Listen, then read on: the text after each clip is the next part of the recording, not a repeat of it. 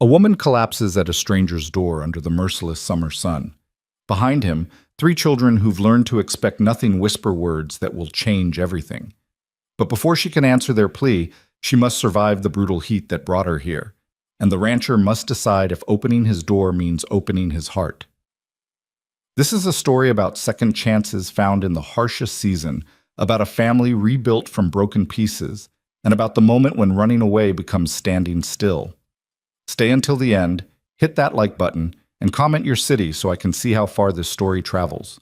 The heat came first, not gradually, not with the gentle mercy of dawn spreading across the horizon, but all at once, a hammer blow of white-hot air that turned the western plains into a shimmering, merciless furnace. Eleanor Hayes felt it through the thin walls of the stagecoach before she even opened her eyes, felt it pressing against her skin like something alive and hungry. She'd been traveling for 3 days. 3 days of dust, rattling wheels, and the constant, bone-jarring rhythm of horses pulling them across an endless landscape that seemed to stretch into eternity. 3 days of watching the other passengers, a merchant with nervous hands, a young couple clutching each other like lifelines, an older woman who hadn't stopped praying since they'd left Kansas City, and wondering which of them would break first. Now, as the coach lurched to a sudden grinding halt, Eleanor realized the question was moot. They'd all break. The land demanded it. Everybody out! The driver's voice cracked through the heavy air, sharp with something that might have been anger but sounded more like fear. Axel's gone. We're not going anywhere. Eleanor pressed her palm against the wooden bench beneath her, steadying herself as the coach settled at an awkward angle. Through the small window, she could see nothing but pale dirt and stunted brush, the kind of vegetation that survived by refusing to thrive. The horizon wavered in the heat, turning solid earth into liquid motion. What do you mean, not going anywhere? The merchant was on his feet before the coach stopped moving, his face already red and slick with perspiration. I have business in Thornfield. I paid good money for passage. Then you paid for disappointment. The driver appeared at the door, his weathered face grim beneath the brim of his hat. Front axle split clean through. We're 15 miles from the nearest town and the nearest ranch is, hell, I don't even know. Could be 5 miles, could be 10. The young woman began to cry, soft, hitching sounds that seemed to evaporate in the heat before they could become real sobs. Eleanor gathered her belongings with steady hands, a worn carpet bag containing 2 changes of clothes, a canteen that sloshed with maybe a pint of warm water, and the leather satchel she kept pressed against her ribs like a second heart. The satchel held her sewing kit, needles, thread, scissors, measuring tape, and the small collection of fabric scraps she'd collected over 10 years of work. 10 years of mending other people's lives, one stitch at a time, while her own remained permanently in transit. Miss Hayes. The driver caught her arm as she stepped down from the coach, his grip surprisingly gentle. You got people expecting you in Thornfield? A job, Eleanor said. Mrs. Brennan's dress shop. She's expecting me next week. He nodded slowly, and she saw the calculation in his eyes. Next week might as well be next year. The western frontier had a way of turning promises into fantasies. There's a ranch. He pointed toward the northwest, where the heat turned the air into something that moved like water. Can't be more than 6, 7 miles. You see that line of cottonwoods? Follow those. Where there's cottonwoods, there's water. Where there's water, there's people. 6 or 7 miles. In this heat, with a pint of water and the sun climbing toward its zenith like a predator stalking prey. What about the rest of us? The merchant's voice had climbed into a higher register. You expect us all to just walk? I expect you to do what you need to survive. The driver was already unhitching the horses, his movements practiced and efficient. I'm riding back for help. Should be back by tomorrow evening with a wagon and tools. You can wait here if you want. Shade under the coach. Ration your water. Pray the heat doesn't kill you before I get back. Eleanor looked at the other passengers. The older woman had stopped praying and was staring at the driver with the blank expression of someone whose faith had just revealed its limits. The young couple huddled together, and Eleanor could see the man's jaw working as he tried to decide between pride and practicality. The merchant stepped forward. Now see here. Or, the driver continued, swinging up onto the lead horse. You can walk, your choice. But if you walk now. Afternoon sun will cook you where you stand. He didn't wait for an answer. The horses kicked up dust as they cantered away, and within moments the driver was just a wavering shape against the horizon, then nothing at all. Silence fell over the broken coach like a blanket, heavy and suffocating. "I'm walking." Eleanor's voice sounded strange in the stillness, too steady, too calm. "Anyone who wants to come with me is welcome." The merchant laughed, a harsh bark with no humor in it. "You'll be dead before you make it 3 miles." "Maybe." Eleanor adjusted the strap of her satchel, feeling the familiar weight of her tools. "But I'll be dead trying, which seems better than waiting here to find out if that man keeps his promises." She started walking before anyone could argue, before she could change her mind, before the full weight of the decision could settle on her shoulders. The heat wrapped around her like a physical thing, pressing against her chest, making each breath feel like drawing fire into her lungs. Behind her she heard footsteps. The young couple, she guessed, but she didn't turn to check.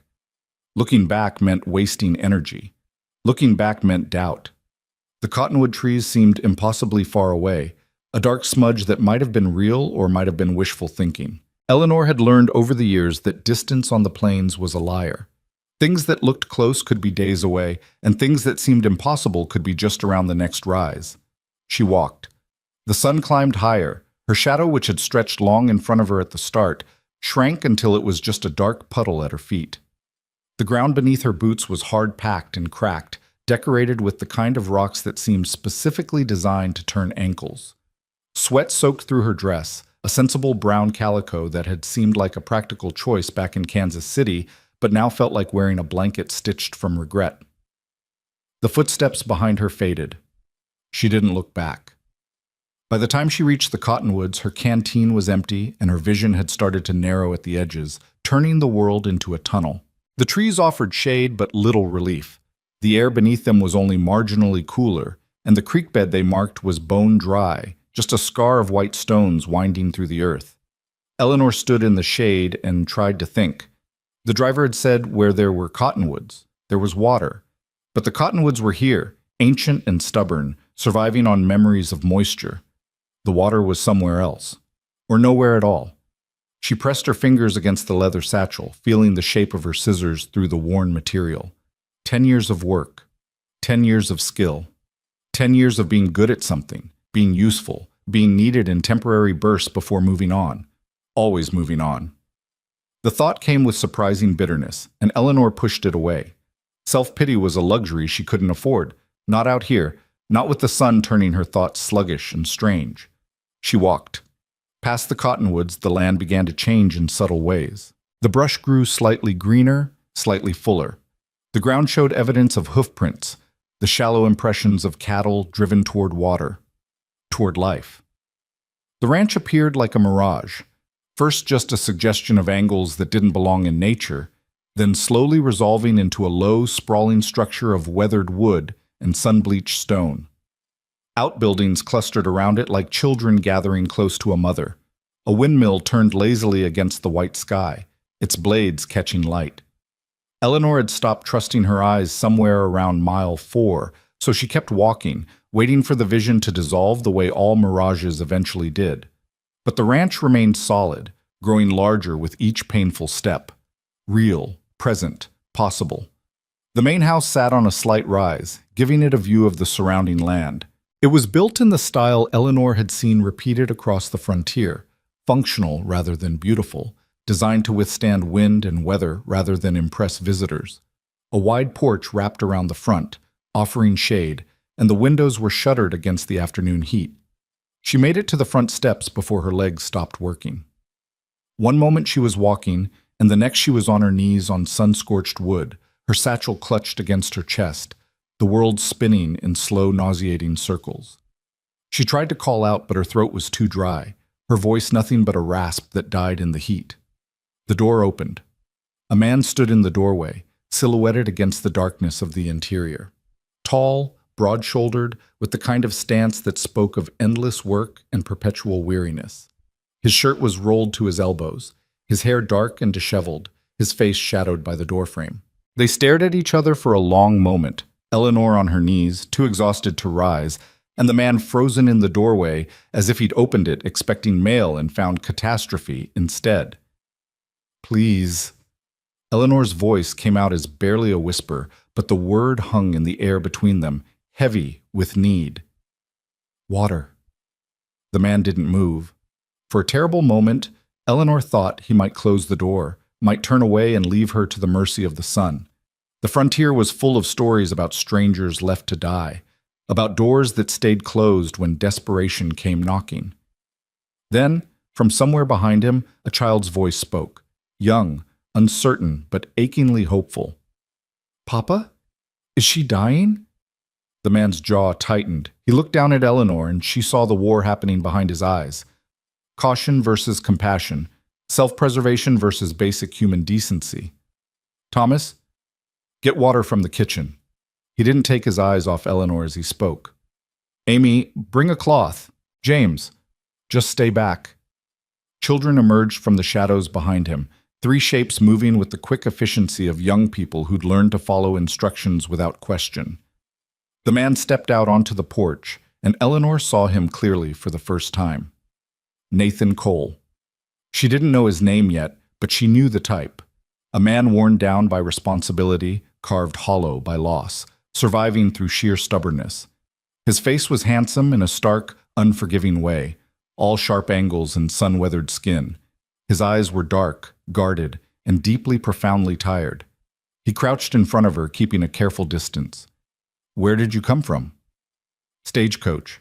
Eleanor's voice was gaining strength, though her hands still trembled.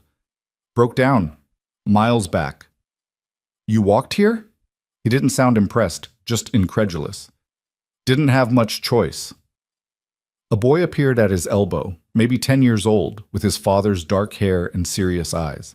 He held out a tin cup filled with water, and Eleanor took it with both hands, forcing herself to sip slowly when every instinct screamed at her to gulp it down. The water was cool and sweet and felt like salvation. Easy. The man's voice was rough but not unkind. Drink too fast and you'll just bring it back up. Eleanor nodded, taking another careful sip. The world was still spinning, but slower now, with less urgency. A girl appeared next, younger than the boy, with tangled blonde hair and eyes that were too old for her face. She held a damp cloth, and after a moment's hesitation, she leaned forward and pressed it against Eleanor's forehead. The kindness of the gesture hit harder than the heat. Eleanor felt her eyes burn with tears she couldn't afford to shed. Not here, not now, not in front of these strangers who were already risking too much by offering help. Thank you, she whispered. The man stood, and Eleanor saw him scan the horizon, his expression tight. You alone? There were others. They stayed with the coach. Or maybe they walked in a different direction. I don't know. Jesus. He dragged a hand through his hair, and Eleanor saw the decision crystallize behind his eyes. Another burden accepted, another responsibility shouldered. All right, let's get you inside before you die on my porch. Thomas, help her up. Amy, get some more water, and someone needs to tell James to stop staring. A third child materialized at the edge of Eleanor's vision, smaller than the others, maybe 6 or 7, with the same dark hair as his father and brother. He stood very still, watching her with an intensity that was almost unsettling. Thomas offered his hand, and Eleanor took it, letting the boy help her to her feet. Her legs felt like they belonged to someone else, but they held her weight, and that was enough. The interior of the house was dark and blessedly cool, the thick walls holding back the worst of the heat. Eleanor caught impressions as Thomas guided her toward a sofa. Simple furniture, clean but worn, walls bare of decoration. A house that had once held warmth and was now just a place to survive. She collapsed onto the sofa, and the simple act of sitting on something that wasn't moving felt like the greatest luxury she'd ever experienced.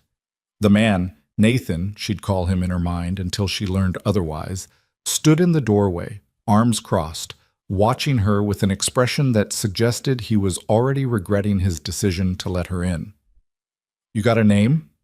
Eleanor Hayes. I'm a seamstress. I was traveling to Thornfield for a job at Mrs. Brennan's dress shop. Mrs. Brennan died 3 months ago. Nathan's tone was matter-of-fact, not cruel, but the words hit like a physical blow. Shop closed. Her daughter sold everything and moved back east. Eleanor felt the last of her strength drain away. 3 months ago. She'd spent 3 months preparing for this journey, saving money, corresponding with a woman who was already dead. The job she'd crossed half a country for didn't exist. Oh. The word came out flat, empty. Town's still there, Nathan continued, apparently feeling some obligation to soften the blow. 15 miles north, maybe someone else needs a seamstress. Maybe. Eleanor didn't believe it. Small frontier towns had maybe one dress shop, if they were lucky. Competition for work was brutal, and she was an outsider with no connections, no reputation, no leverage. An awkward silence fell over the room. The children had gathered near the doorway, watching her with varying degrees of curiosity and caution. Amy, the girl with the old eyes, still held the water pitcher. Thomas stood close to his father, his posture mimicking Nathan's crossed arms. James remained very still, his gaze never leaving Eleanor's face. "You got people?" Nathan asked. "Someone who will be looking for you?" "No?" The word hung in the air, laden with implications Eleanor hadn't intended. No family, no connections, no one who'd notice if she disappeared into the western heat. Nathan's expression shifted slightly, some calculation happening behind his eyes. "Coach driver say when he'd be back?" "Tomorrow evening, maybe." "Maybe." Nathan repeated the word with a tired resignation that suggested he'd learned not to count on other people's promises. He uncrossed his arms and moved toward the kitchen, his boots heavy on the wooden floor. "All right. You can stay the night. Tomorrow we'll figure out what comes next." "I don't need charity."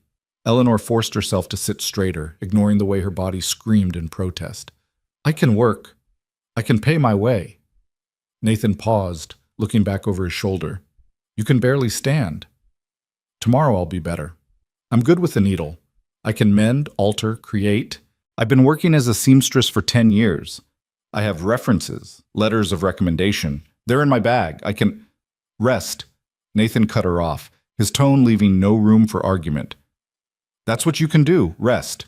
We'll talk about the rest of it tomorrow." He disappeared into the kitchen, and Eleanor heard the sound of water being pumped, the clatter of dishes. The children remained in the doorway, and Eleanor realized they were waiting for something. Permission, maybe, or instructions on how to handle the presence of a stranger. "You can come in," Eleanor said quietly. "I promise I don't bite." Amy took a tentative step forward, then another.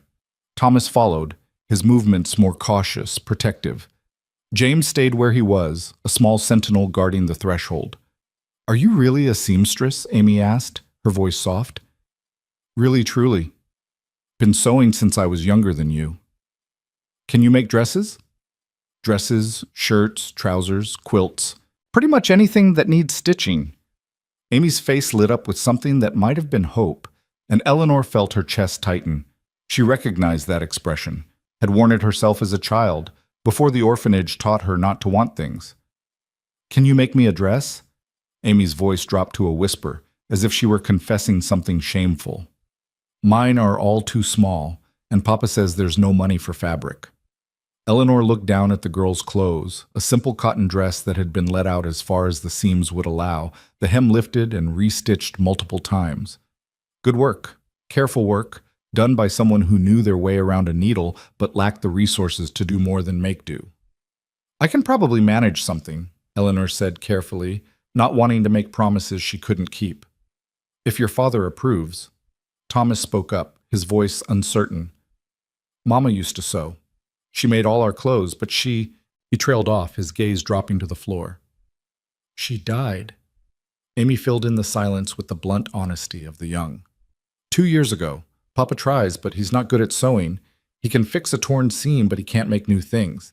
Says his hands are too big for detail work." Eleanor felt the weight of those words settle in her chest. A widowed father, 3 children, and a house that had forgotten how to be a home. She knew these stories. The frontier was full of them. Women who died in childbirth, or from fever, or from the simple, brutal exhaustion of trying to survive in a land that didn't care if you lived or died. "I'm sorry about your mother," she said, and meant it. Amy nodded, accepting the condolence with the practiced ease of someone who'd heard it too many times. "It's okay. We still remember her." We're not supposed to forget.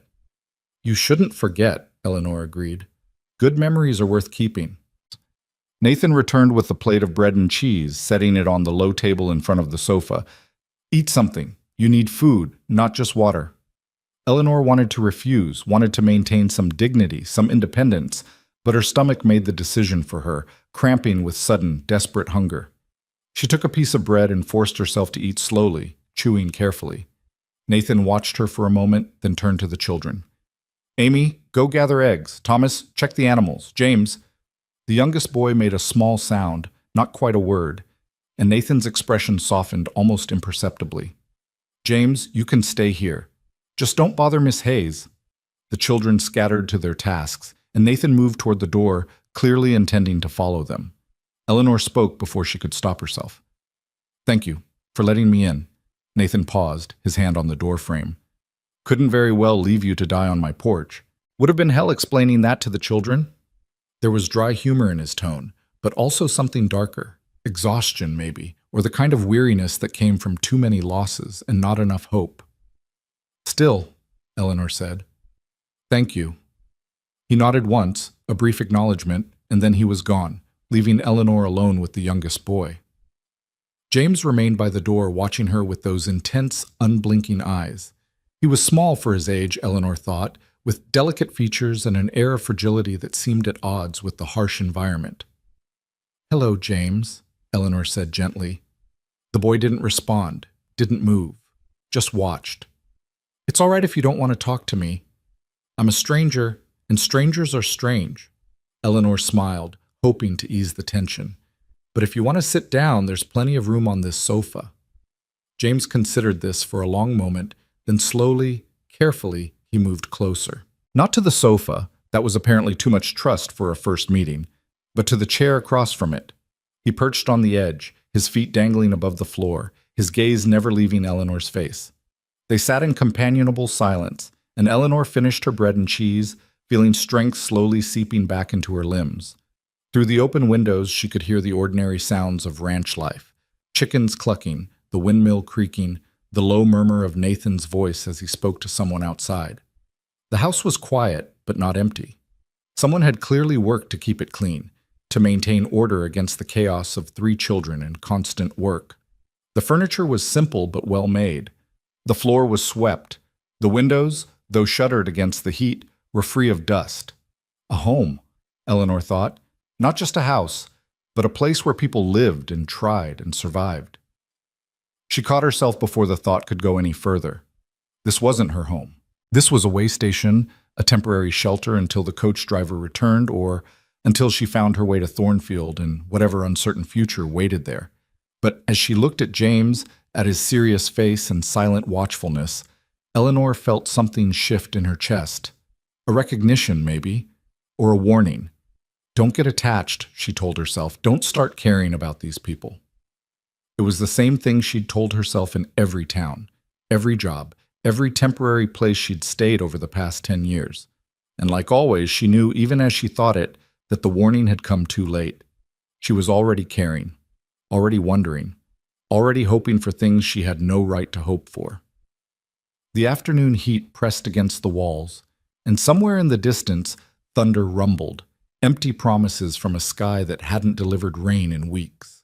Eleanor closed her eyes, just for a moment, and let herself pretend that this quiet house, these careful children, this life built from necessity and survival could be something more than just another stop on an endless journey, just for a moment. Then she opened her eyes and faced the truth. Tomorrow would come.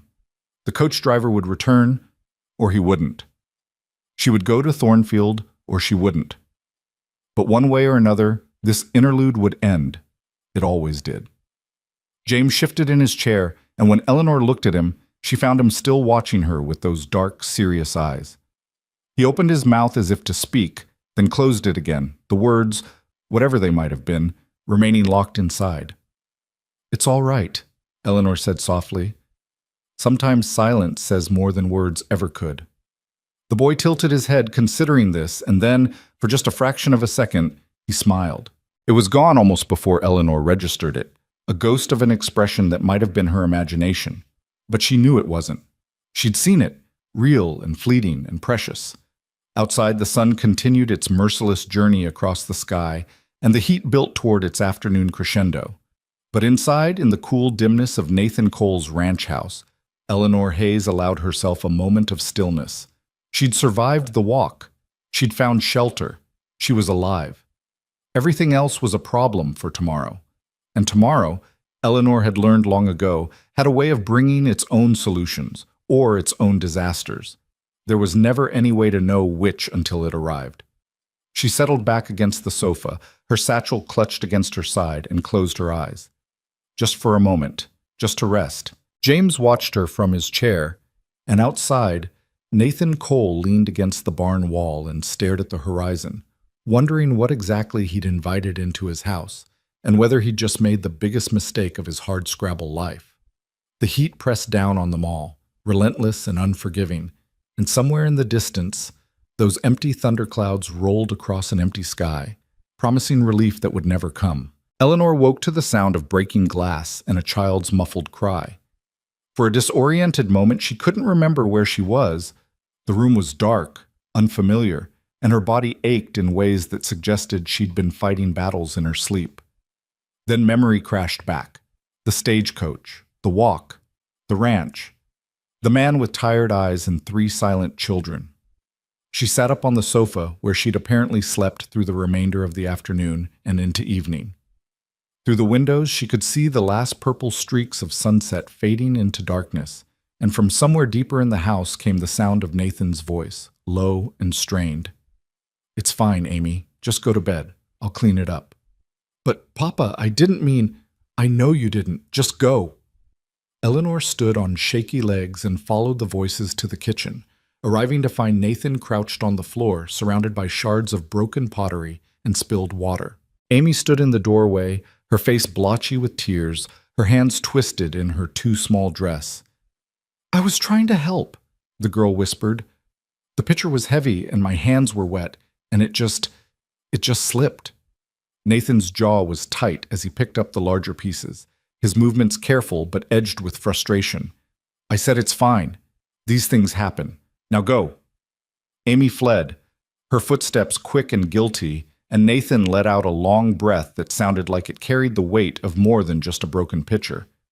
Eleanor cleared her throat. "Can I help?" Nathan's head snapped up and she saw surprise flash across his face, as if he'd genuinely forgotten she was there. "You should be resting." "I've been resting all evening, and I'm better with broken things than most people." She moved into the kitchen, scanning for a broom or dustpan. "Where do you keep your cleaning supplies?" "You don't need to." "I know I don't need to. I'm offering to. There's a difference." Eleanor found a broom leaning in the corner and returned to where Nathan still crouched on the floor. "Unless you'd rather I go back to the sofa and pretend I didn't hear anything." Nathan studied her for a long moment, and Eleanor could see him weighing his options, pride versus practicality, independence versus common sense. Finally, he stood and stepped back, gesturing toward the mess with something that might have been resignation. "Dustpans under the sink." They worked in silence, Eleanor sweeping while Nathan picked up the larger shards and deposited them in a bucket. The rhythm was oddly companionable, the kind of quiet cooperation that came from 2 people who'd both learned that sometimes work was easier than words. "She tries too hard," Nathan said abruptly. "Amy, she's 10 years old and she thinks she needs to be her mother." Eleanor guided the smaller pieces of pottery into the dustpan, her movements careful. "That's what oldest daughters do when mothers die young. They fill the spaces left behind. She shouldn't have to." "No, but that's never stopped anyone from trying." Nathan dumped the last of the broken pottery into the bucket with more force than necessary, the crash of ceramic against metal sharp in the quiet kitchen. "My wife, Rebecca, she was good at all this.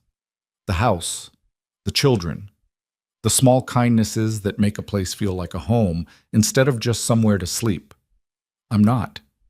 I can fix fences and manage cattle and keep everyone fed, but the rest of it—" He trailed off, running a hand through his hair in a gesture Eleanor was beginning to recognize as habit. "I'm drowning in all the things I can't do." Eleanor emptied the dustpan and set both it and the broom aside, turning to face Nathan fully. In the lamplight, His exhaustion was even more pronounced. Dark circles under his eyes, lines of tension around his mouth, the kind of weariness that went bone deep. "What broke?" she asked. "The pitcher or something else?" Nathan's laugh was short and humorless. "Is it that obvious? I've spent 10 years moving from town to town, house to house, watching how people live and how they survive. Yes, it's that obvious." He leaned against the counter, his shoulders slumping as if just admitting exhaustion made it worse. 3 of the ranch hands quit last month. Said the work was too hard for the pay, which it probably is, but I can't afford better wages. The summer's been brutal. We've lost cattle to the heat, and the creek's running so low I'm worried it'll dry up completely before fall. Thomas is trying to take on work that's too dangerous for a 10-year-old boy. Amy's trying to be her mother, and James... Nathan's voice caught, and he stopped, swallowing hard. James hasn't spoken more than a handful of words since Rebecca died. The doctor says there's nothing physically wrong with him, that it's grief or shock or some combination of both, but I don't know how to fix that. I don't know how to fix any of it. Eleanor let the confession hang in the air between them, understanding that sometimes people didn't need solutions. They just needed someone to bear witness to their breaking. "The pitcher can be replaced," she said finally. "Everything else is harder, but not impossible." "You always this optimistic?" "No, but I'm practical, and sometimes that's better." Eleanor moved toward the sink, pumping water into a clean basin. "When's the last time anyone in this house had a proper meal? Not just bread and cheese, but something hot and filling?" Nathan frowned, clearly thrown by the change of subject. "Yesterday, I think, maybe the day before. Thomas shot a rabbit, and we had stew." "And before that?" The silence was answer enough. Eleanor rolled up her sleeves and began assessing the kitchen's contents, opening cupboards and mentally cataloging what was available. It wasn't much: flour, a few eggs, some dried beans, a slab of salt pork that had seen better days, and various jars of preserved vegetables. The provisions of a household making do, stretching everything as far as it would go. "What are you doing?" Nathan asked. "Making myself useful. You gave me shelter and water and probably saved my life. The least I can do is cook a decent meal." "You don't have to. Do you always argue when someone offers help?" Eleanor cut him off, her tone sharp enough to surprise them both. "Because if so, I'm starting to understand why your ranch hands quit." Nathan's eyebrows shot up, and for a moment Eleanor thought she'd pushed too far, crossed some line she hadn't even known was there. Then, impossibly, he laughed. A real laugh. Surprised and genuine and younger than anything she'd heard from him so far. "Rebecca used to say the same thing," he said, shaking his head. "That I was too stubborn to accept help even when I was drowning in work." "She sounds like she was smart." "She was."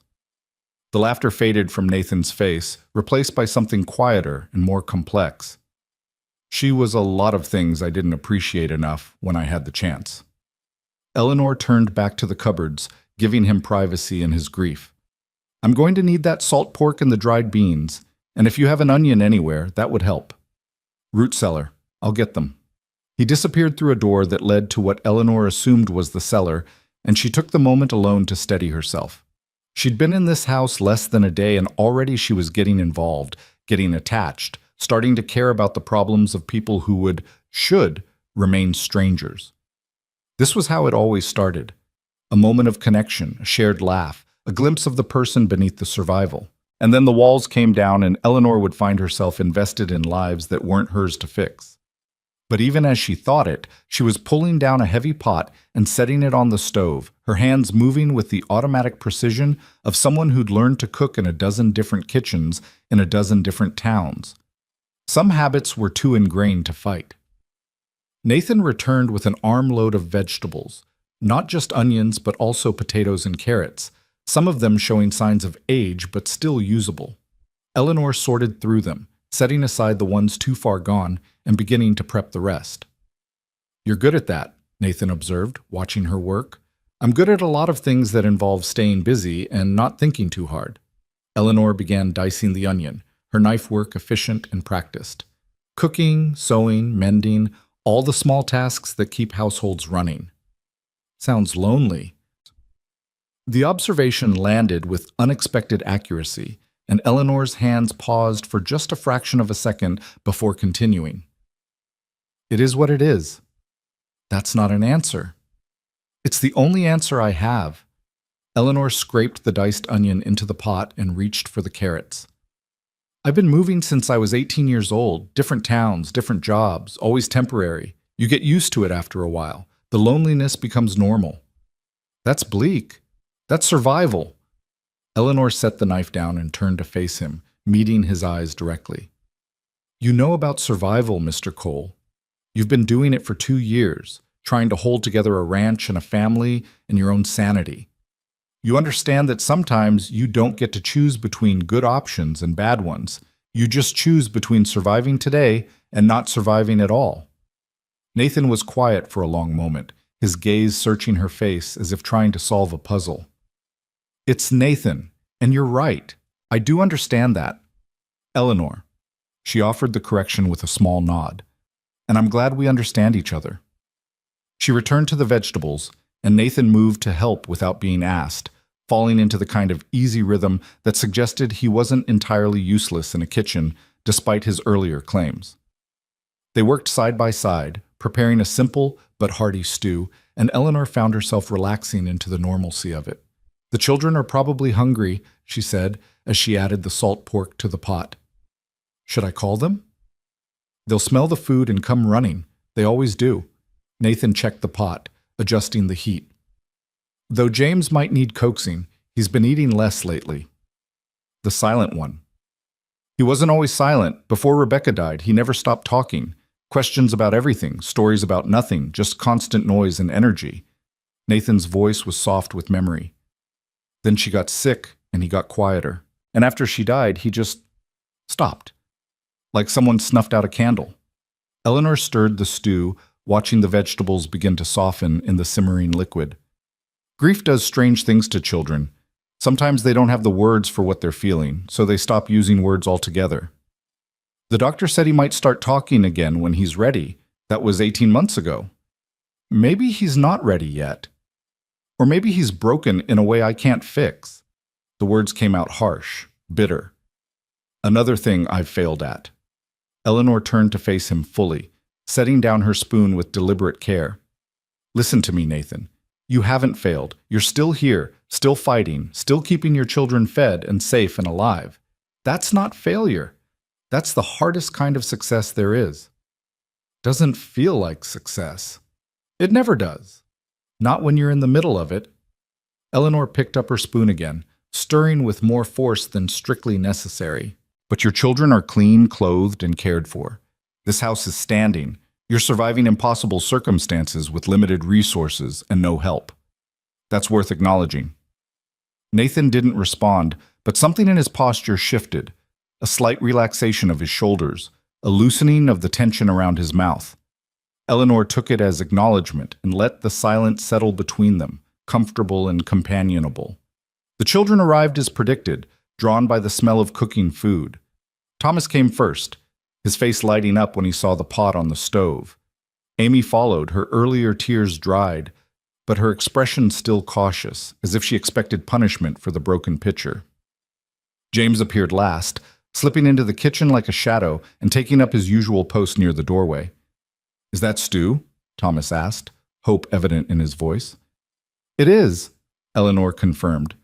It'll be ready in about 20 minutes. Why don't you three set the table? The children moved to obey, and Eleanor caught Nathan's surprised expression. They listened to you, he said quietly. I asked them to do something specific instead of just telling them to help. Children like knowing exactly what's expected. Eleanor tasted the stew, adding a pinch more salt. Plus, they're hungry. Hungry children are motivated children. Nathan huffed something that might have been a laugh and moved to help Thomas with the plates. The kitchen filled with the small sounds of domestic life. Dishes clattering, chairs scraping, quiet conversation between siblings. Normal sounds. The sounds of a family at dinner. Eleanor served the stew into bowls, and they sat around the worn wooden table, an odd assembly of exhausted rancher, 3 careful children, and a traveling seamstress who was supposed to have been in Thornfield by now.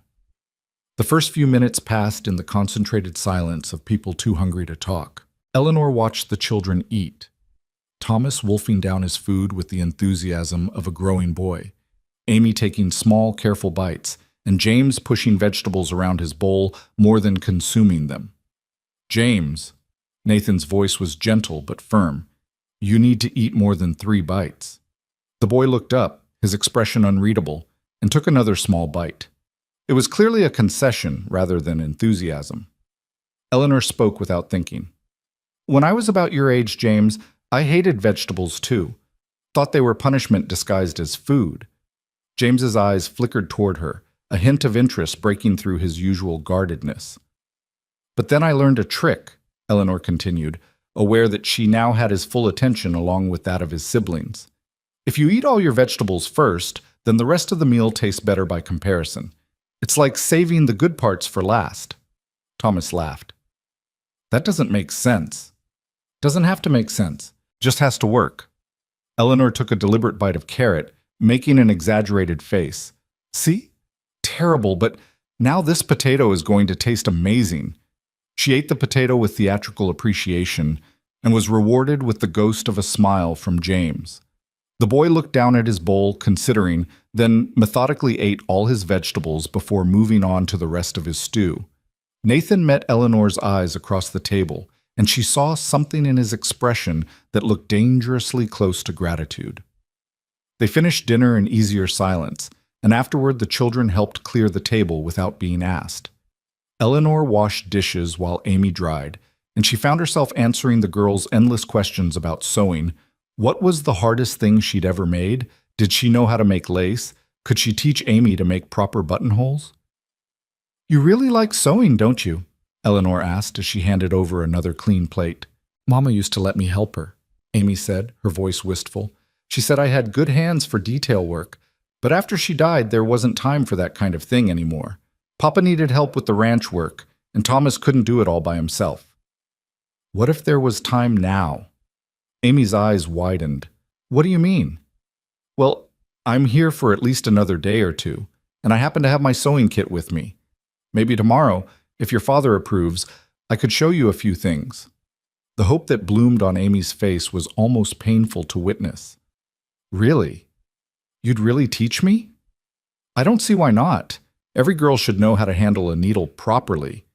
Amy threw her arms around Eleanor in an impulsive hug, the dish towel still clutched in one hand. Eleanor stiffened in surprise, then slowly relaxed, resting one hand on the girl's head.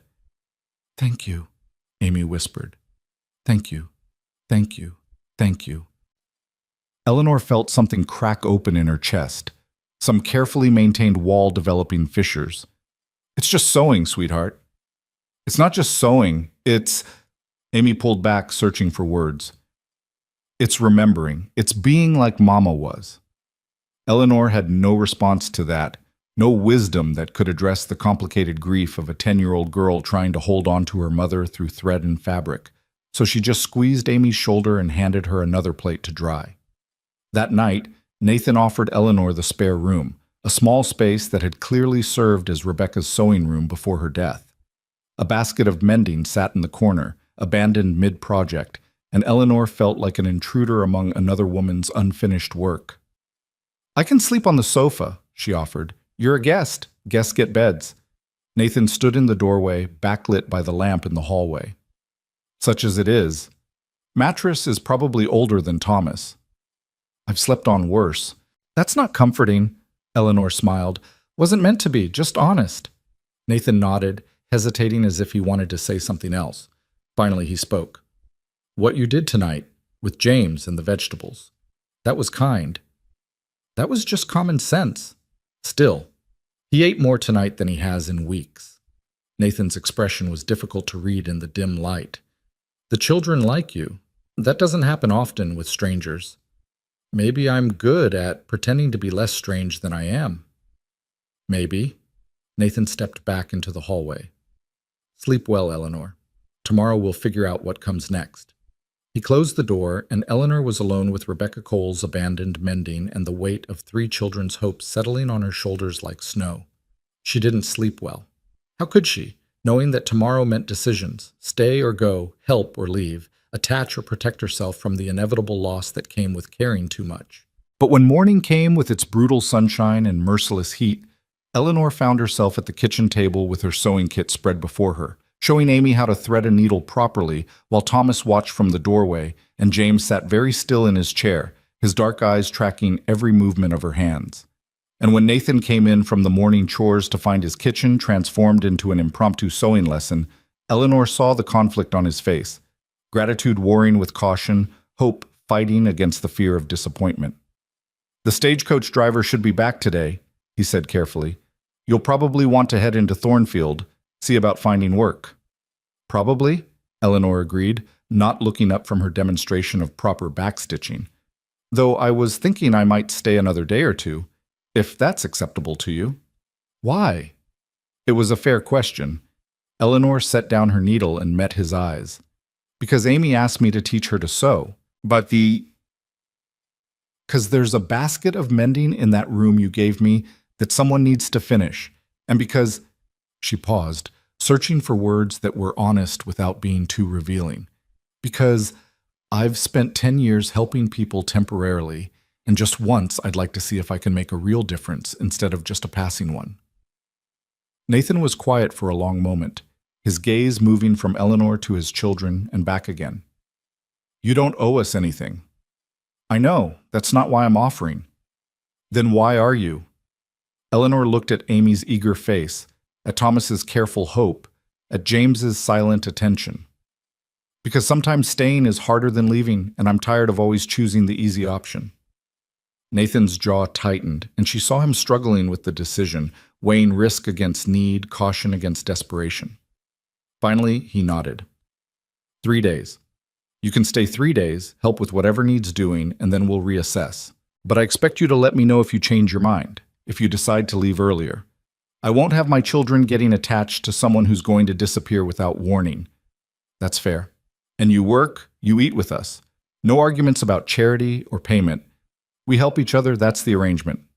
Agreed. They shook hands like business partners sealing a deal, and Eleanor tried to ignore the way her pulse jumped at the contact, at the calloused warmth of his palm against hers. 3 days. She could help for 3 days without getting too attached, without letting these people burrow too deep into the carefully maintained walls around her heart. 3 days, and then she'd leave. She'd go to Thornfield, find work, move on to the next temporary situation. 3 days. It seemed like nothing at all. And yet, as Eleanor returned to her sewing lesson and heard Amy's delighted laugh when she successfully completed her first proper seam, 3 days suddenly felt like both an eternity and nowhere near enough time. The 3 days passed like water through cupped hands, too quickly to hold, impossible to stop. Eleanor fell into the rhythm of ranch life with surprising ease, rising before dawn to help prepare breakfast, spending her mornings teaching Amy the finer points of needlework, while Thomas practiced his letters at the kitchen table and James watched from his perpetual post near the doorway. The afternoons she devoted to the mountain of mending she'd discovered, torn shirts, frayed hems, buttons that needed replacing, seams that had given up the ghost months ago. Nathan watched her work with an expression Eleanor couldn't quite decipher, something between gratitude and wariness. As if he couldn't decide whether she was a blessing or a complication he didn't have the energy to manage. On the 4th morning, the day after her agreed-upon departure should have happened, Nathan found Eleanor in Rebecca's old sewing room, surrounded by fabric she'd unearthed from a trunk in the corner. "You're still here," he said from the doorway. Eleanor didn't look up from the dress she was examining, holding it up to the morning light streaming through the window. Very observant. 3 days. That was the agreement. It was. And then I found this trunk. She turned to face him, the dress draped over her arm.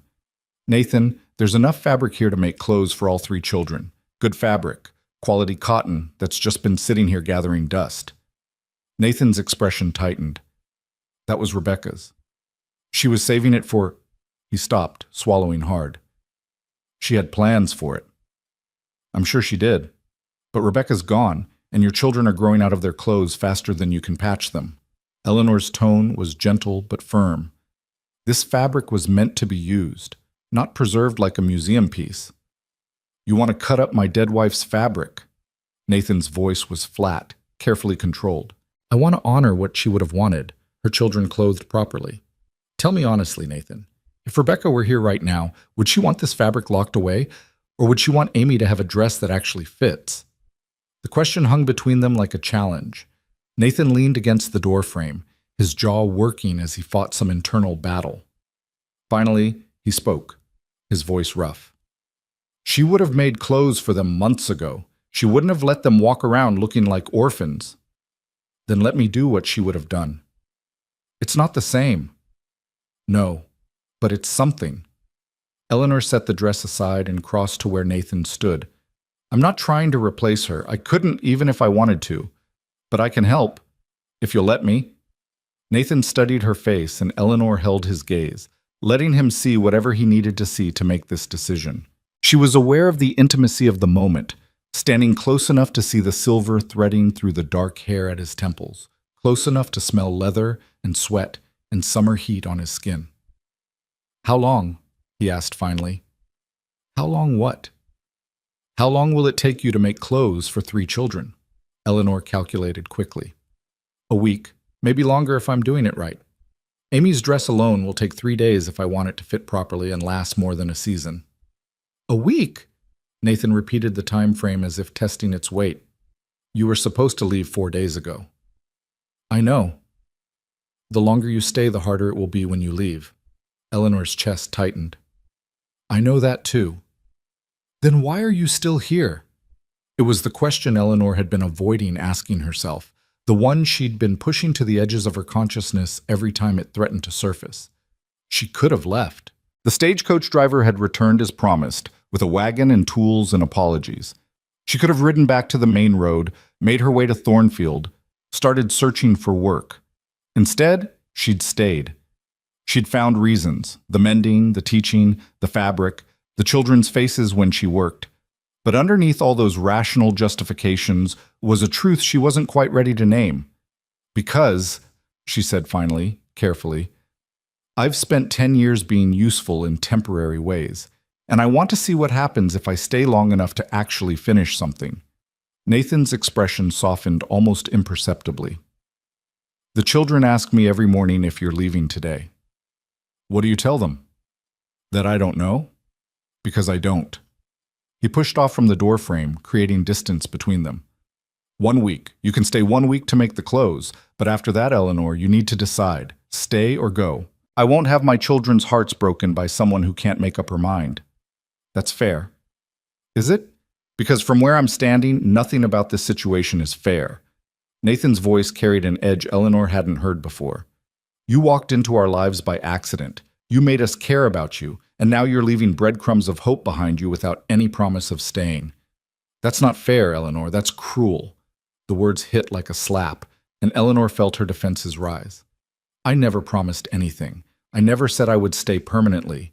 You were the one who set the boundaries. 3 days, remember? I'm just following the rules you established. The rules I established to protect my children from getting hurt. And yourself? The question was out before Eleanor could stop it.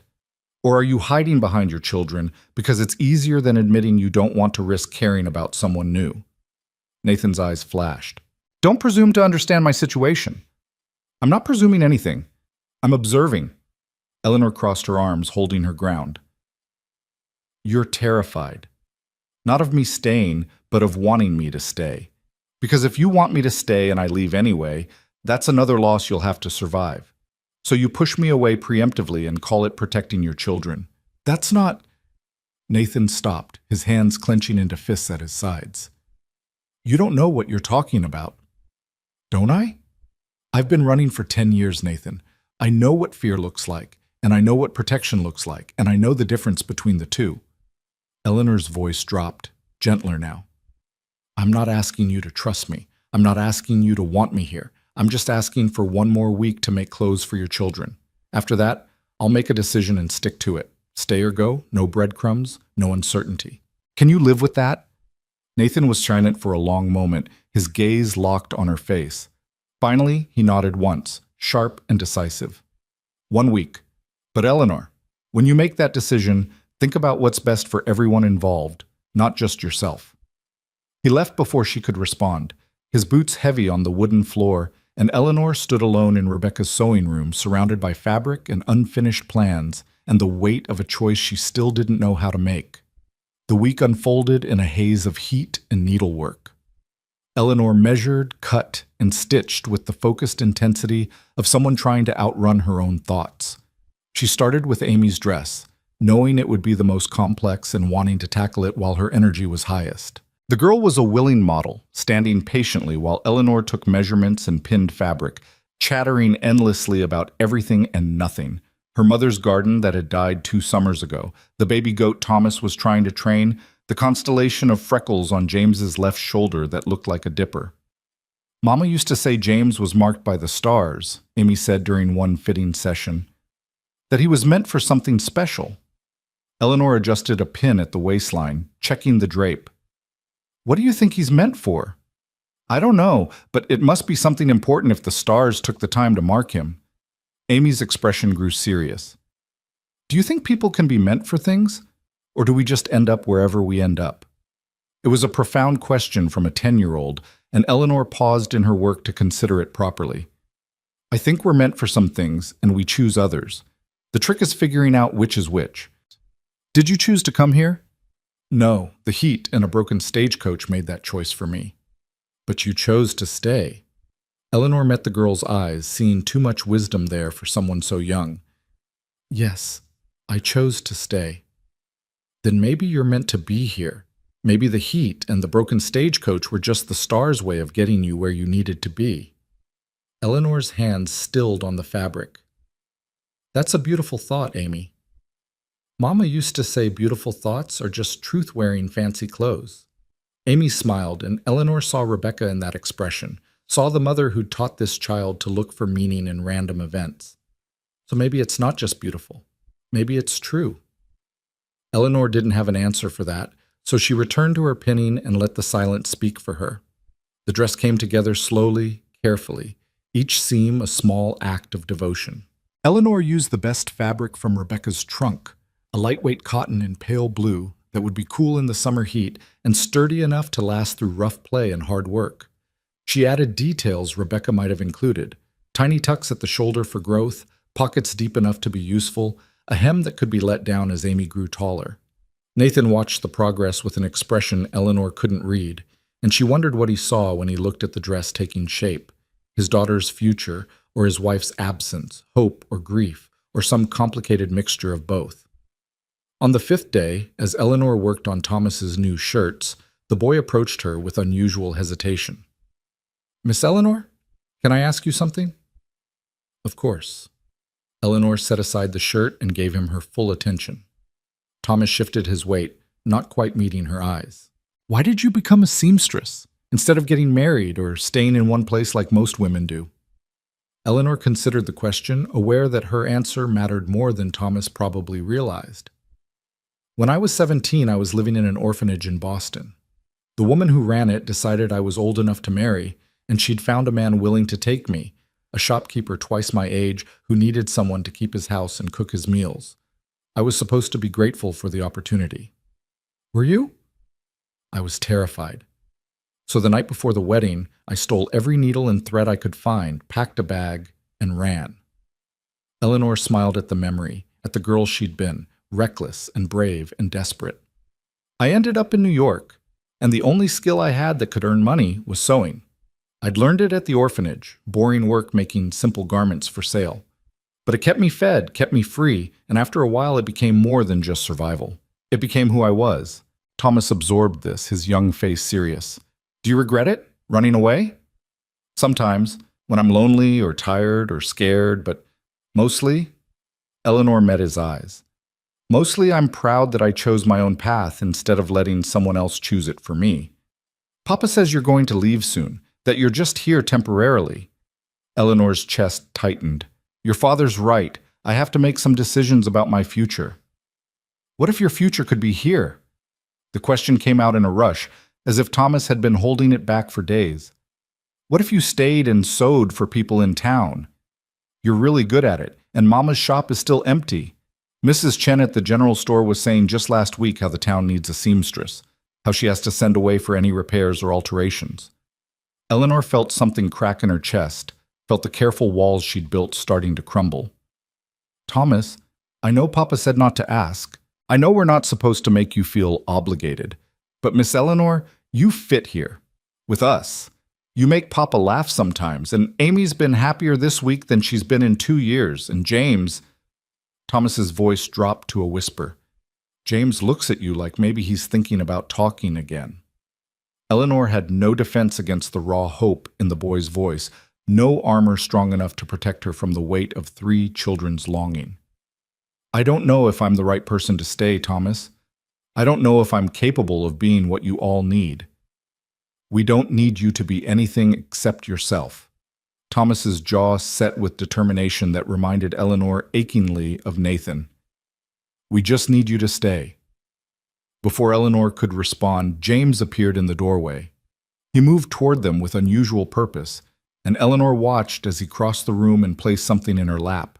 A small wooden bird, carefully carved and smooth from handling. James made that, Thomas said softly. It was Mama's. He's been keeping it in his pocket since she died. Eleanor picked up the bird with trembling hands, feeling the weight of the gift, understanding what it meant. James, I can't take this. This is too important. The boy shook his head, and then, for the first time since Eleanor had arrived, he spoke. His voice was rusty from disuse, barely more than a whisper, but the words were clear.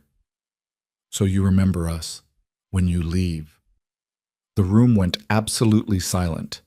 Eleanor felt tears burning in her eyes, felt her throat close around words she couldn't speak.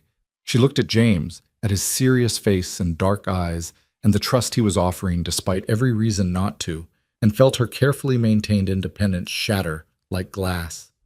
James. She barely managed to get his name out. Sweetheart, You talked. Thomas's voice was awed. James, you actually talked. Footsteps thundered through the house, and suddenly Nathan was there, Amy close behind him. They must have heard Thomas's exclamation, must have come running to see if it was true. What happened? Nathan demanded, his eyes finding James immediately. What's going on? Thomas pointed at his brother, his hand shaking with excitement. He talked, Papa. James talked. Nathan dropped to his knees in front of his youngest son, his hands gripping the boy's shoulders. Is that true? Did you speak? James nodded, and then, as if the dam had broken and the words could no longer be contained, he spoke again. I told Miss Eleanor to remember us. Nathan's face went through a series of emotions so complex Eleanor couldn't track them all. Joy, relief, pain, and something that looked almost like anger. You spoke. After 18 months of silence, you spoke. I wanted to tell her, James said, his voice gaining confidence. I wanted to tell her not to forget. Nathan stood slowly, and when he turned to Eleanor, she saw accusation in his eyes alongside the gratitude. This is what you do. You come into people's lives, you fix things, you make them hope, and then you leave. The words stung because they were true. Nathan, don't. He held up a hand, stopping her. James just spoke for the first time in a year and a half, and his first words were about you leaving. How am I supposed to feel about that? Papa, don't be angry. Amy moved to stand beside her father, her voice pleading. Miss Eleanor brought James back to us. She brought all of us back. For how long? Nathan's voice was rough. For another week? Another month? What happens when she decides she's done playing house with us and moves on to the next town, the next temporary situation? Eleanor stood, the wooden bird clutched in her hand, feeling the weight of 4 pairs of eyes on her. You're right. You're absolutely right. I've been selfish, staying here without making a real commitment, letting your children get attached when I haven't decided anything. So what are you going to do about it? Nathan's voice was a challenge, demanding honesty. Eleanor looked at James, at his face so full of tentative hope, at Thomas standing protective beside his brother, at Amy with her half-finished dress, and at Nathan, who'd opened his door to a dying stranger and invited complication into his carefully managed survival. I don't know, she said, and the admission felt like failure. I've never stayed anywhere long enough to know what comes after the decision to stay. I've never let myself care enough to find out. Then figure it out. Nathan's voice softened marginally. Because you're right. My children are attached. They're hoping. And if you're going to leave anyway, do it now before the damage gets worse. He turned and walked out, and Amy followed, leaving Eleanor alone with Thomas and James. The boys looked at her with identical expressions of worry, and Eleanor felt the full weight of her own inadequacy pressing down on her shoulders. "I'm sorry," she whispered. "I'm so sorry." "Don't be sorry," Thomas said. "Just stay." If only it were that simple. That night, Eleanor couldn't sleep. She lay in Rebecca's old room, surrounded by fabric and half-finished garments, and tried to untangle the mess she'd made. She'd broken her own rules, the ones that had kept her safe for 10 years. She'd stayed too long, cared too much, let herself believe that temporary could become permanent. And now a 6-year-old boy had spoken for the first time in 18 months, and his first words were about her leaving. Eleanor rose and moved to the window, looking out at the star-scattered sky above the ranch. The heat had broken slightly with nightfall, and a breeze moved through the cottonwoods, carrying the scent of dust and distance. She thought about Amy's words, about being meant for things, about stars marking people for special purposes. She thought about James's carved bird, heavy in her pocket. She thought about Nathan's anger, which was really fear dressed up as protection. And she thought about the choice she'd been running from for 10 years, the choice between freedom and belonging, between safety and risk, between surviving alone and living with others. A soft knock on the door interrupted her thoughts. "Miss Eleanor?" It was Amy's voice, tentative and small. Eleanor opened the door to find the girl standing in her nightgown, her hair loose around her shoulders. "Sweetheart, you should be asleep." "I can't sleep. I keep thinking about James talking, and about you leaving, and about—" Amy's voice broke. "I keep thinking about how everything good is temporary." Eleanor drew the girl into the room and sat with her on the bed, an arm around her shoulders. "Not everything good is temporary, Amy. Mama was. She was the best thing in our lives, and then she was gone." Amy leaned against Eleanor's side. "And now you're here, and you're good too, but Papa says you're leaving, and I don't understand why good things always have to end." Eleanor felt tears sliding down her cheeks, silent and unstoppable. "Oh, sweetheart, your mother didn't leave because she wanted to. Death is different from choice. But you're choosing to leave, so it's worse, because you could stay and you're deciding not to." The simple truth of it was devastating. Eleanor tightened her arm around Amy's shoulders, feeling the girl's warmth, her trust, her hope. "What if I'm not good at staying? What if I don't know how?"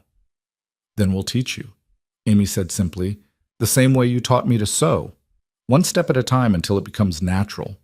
Eleanor let out a shaky laugh. "When did you get so wise?" "Mama always said hard things make people grow up faster than they should. I guess losing her made me grow up a lot." Amy pulled back to look at Eleanor's face.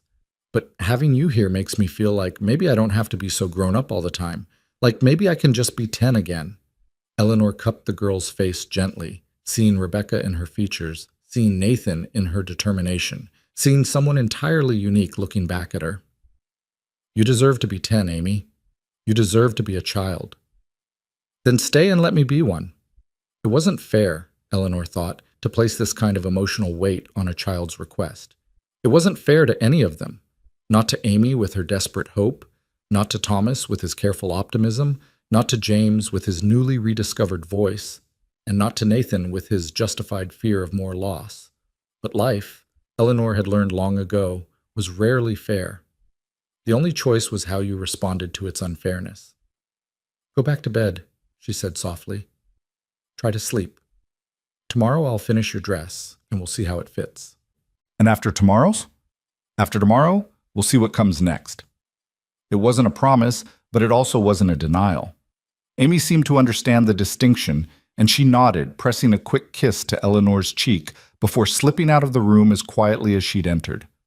Eleanor returned to the window, the carved bird still heavy in her pocket, and watched the stars wheel slowly across the night sky. Somewhere out there was Thornfield, with its uncertain prospects and temporary work.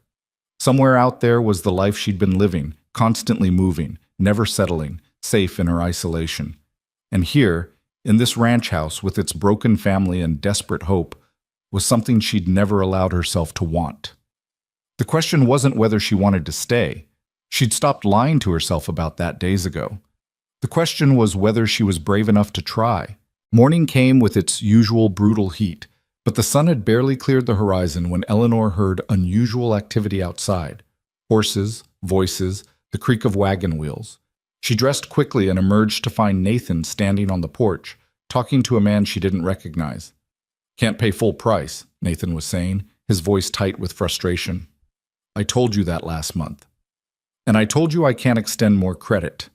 The man was heavy-set, middle-aged, with the air of someone who'd heard too many hard luck stories to be moved by another one. "You're 3 months behind on supplies, Cole. I'm sorry about your situation, but I've got my own family to feed." Eleanor moved closer, catching Nathan's eye. He gave a minute shake of his head, a warning not to interfere, but she ignored it. "Excuse me," she said, stepping off the porch. "I couldn't help but overhear. You're the supplier from town?" The man turned, surprise flickering across his face as he took in her presence. "Ben Morrison, yes. And you are?" "Eleanor Hayes. I'm a seamstress, and I'm considering opening a shop in Thornfield." The lie came easily, naturally, and Eleanor felt a strange calm settle over her as she spoke. "I understand Mrs. Brennan's old shop is sitting empty." Morrison's expression shifted from skepticism to interest. "You're the one who was supposed to work for Mrs. Brennan. Word got around that you never showed up." "I was delayed, but I'm here now and I'm interested in renting the space." Eleanor met his eyes directly. "I assume you're one of the men who holds the lease on commercial properties in town?" "My brother does, actually, but I could put in a word." "I'd appreciate that. And in the meantime," Eleanor paused, as if the thought had just occurred to her. "I notice Mr. Cole here is having some difficulty with credit. What if I were to personally guarantee his account for the next 3 months, as a gesture of good faith to the community?" Nathan made a sound that might have been protest or shock, but Eleanor didn't look at him. She kept her gaze locked on Morrison, watching him calculate, weighing the risk of extending more credit against the opportunity of a new business in town. "You'd guarantee it?" Morrison's eyes narrowed. "With what collateral?" "My skills and my reputation. I've been working as a seamstress for 10 years, Mr. Morrison. I have letters of recommendation from shops in Boston, New York, Philadelphia, and Chicago. I'm good at what I do, and if I set up a shop in Thornfield, I'll bring in business. You'll get your money, from Mr. Cole and from me." Morrison studied her for a long moment, then turned to look at the ranch house, at the children who'd appeared on the porch to watch the conversation. His expression softened marginally. 3 months, he said finally. "I'll extend Cole's credit for 3 months, guaranteed against your future earnings. But Miss Hayes, if you don't open that shop, if you disappear the way drifters tend to do, Cole's account comes due immediately. All of it. Understood?" "Understood." They shook hands, and Morrison climbed back onto his wagon, promising to have his brother send lease information for the shop. As soon as he was out of earshot, Nathan grabbed Eleanor's arm and pulled her around to face him. "What the hell was that?" "That was me making a decision." Eleanor met his furious gaze without flinching. "You said I needed to figure out whether I was staying or going. I'm staying. You just guaranteed 3 months of my debt without even asking me." "Yes, I did. Because you're too proud to accept help and too stubborn to admit you're drowning." Eleanor pulled her arm free. "Consider it payment for room and board."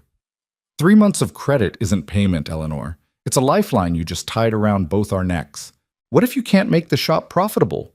What if I can?" Eleanor cut him off. "What if I stay and I work and I build something here?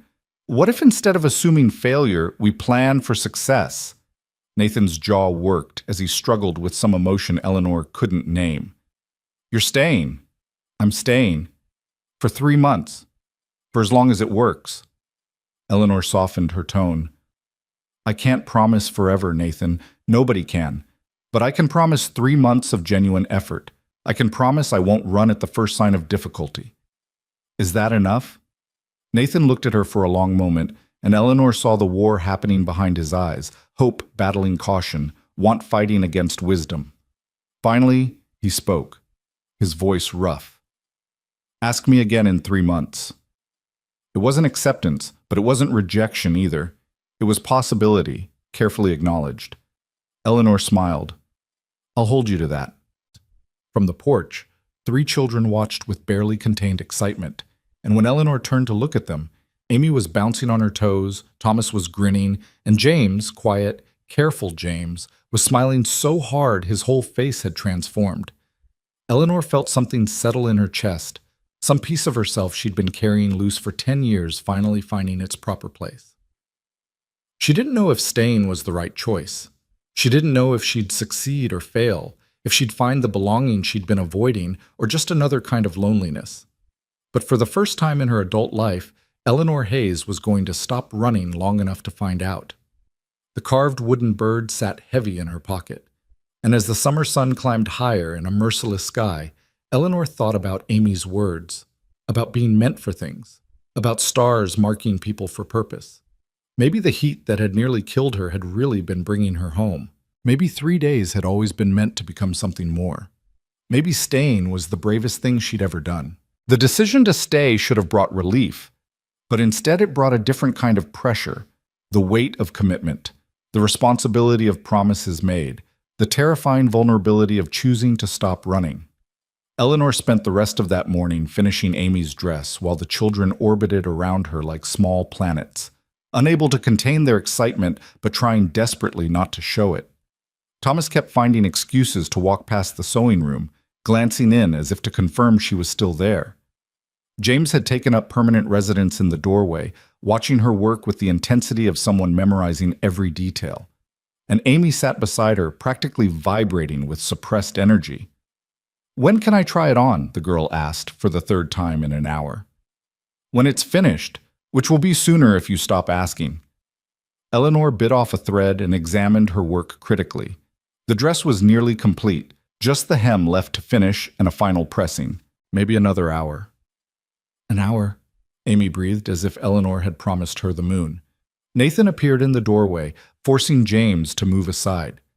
He leaned against the frame, arms crossed, his expression unreadable. "Morrison's brother sent word. The shop space is available starting next week. Rent's $30 a month." Eleanor's hand stilled on the fabric. $30 a month. It was reasonable for a commercial space, but it would eat into her savings faster than she'd hoped. She had maybe $200 left from 10 years of careful saving, enough to cover rent and supplies for 6 months if she was frugal. After that, she'd need to be making enough income to sustain herself. No pressure at all. "I'll take it," she said, forcing confidence into her voice. "You haven't even seen it. I've seen worse. And besides, it's not like Thornfield has dozens of empty shop spaces to choose from." Eleanor resumed her sewing, keeping her hands steady through sheer force of will. "I'll ride into town tomorrow to sign the lease and assess what needs to be done before I can open." "I'll take you." Nathan's tone left no room for argument. "You don't know the town, and you'll need help hauling supplies." Eleanor looked up, meeting his eyes. "You don't have to." "I know I don't have to. I'm offering." Something flickered in his expression, gone too quickly to identify. "Call it returning the favor. You guaranteed my credit. The least I can do is help you get your shop set up." It was the closest thing to gratitude Nathan had offered since she'd made her announcement, and Eleanor accepted it with a simple nod. "Thank you."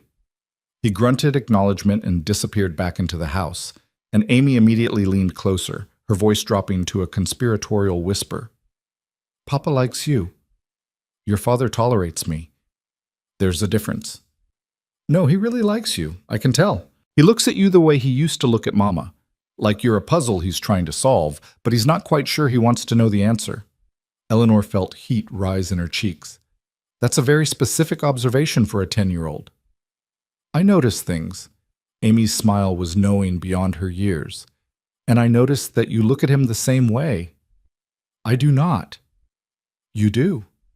You watch him when you think nobody's paying attention, and you smile when he laughs, even if the thing he's laughing at isn't that funny." Eleanor opened her mouth to deny it, then closed it again. There was no point in lying to a child who saw too much. Instead, she changed the subject with the efficiency of someone who'd spent years deflecting personal questions. How about we focus on finishing your dress instead of analyzing the adults in your life? Amy giggled, but mercifully let the topic drop, and Eleanor returned to her sewing with perhaps more focus than the simple task required. The dress was finished by early afternoon, and Amy's joy when she tried it on was almost painful to witness. The girl stood in front of the small mirror in Rebecca's sewing room, turning slowly, her hands smoothing over the fabric with reverent care. "It fits perfectly," she breathed, "and it's so pretty. I feel like I'm somebody important when I wear it." Eleanor knelt beside her, adjusting the hem slightly. "You are somebody important. The dress just helps you remember that." Amy threw her arms around Eleanor's neck in an impulsive hug, and this time Eleanor didn't hesitate. She hugged the girl back, feeling the slim weight of her, breathing in the scent of soap and sunshine and childhood.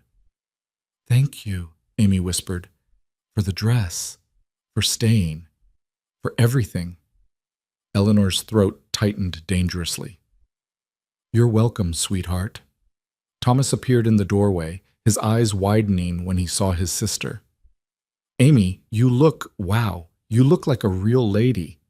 "I am a real lady," Amy protested, but she was grinning, spinning to make the skirt flare. "Miss Eleanor made it from Mama's fabric." Thomas's expression grew serious as he stepped closer, reaching out to touch the sleeve carefully. "Mama would have loved this. She would have loved seeing you wear it."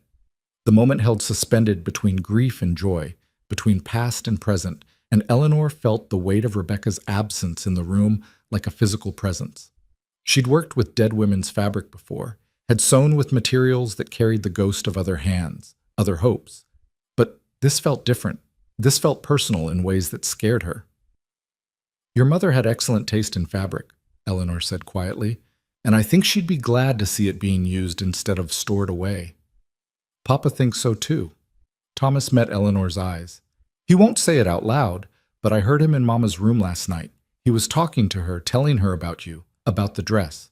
He does that sometimes when he thinks we're all asleep, goes to her room and just talks like she's still there listening." Eleanor's chest constricted. She thought about Nathan standing alone in the darkness, speaking to a ghost, trying to reconcile the life he'd lost with the life he was living. She understood that impulse, that need to explain yourself to the people who were gone, as if their approval still mattered more than anything the living could offer. "That's not strange," she said. "That's love lasting longer than death." "Is that what you think love is? Something that doesn't end?" Eleanor considered the question carefully. "I think real love changes shape, but doesn't disappear. Your father still loves your mother. That doesn't mean he's stopped being capable of loving other things. The heart's bigger than most people realize." Thomas nodded slowly, processing this. Then, with the directness of youth, he asked, "Do you think Papa could love you, the way he loved Mama?" The question hit Eleanor like a physical blow. "Thomas, that's not... We barely know each other. But you're staying, and he's helping you set up your shop. And at breakfast this morning, he smiled when you made a joke about his coffee being strong enough to strip paint. He never smiles at breakfast."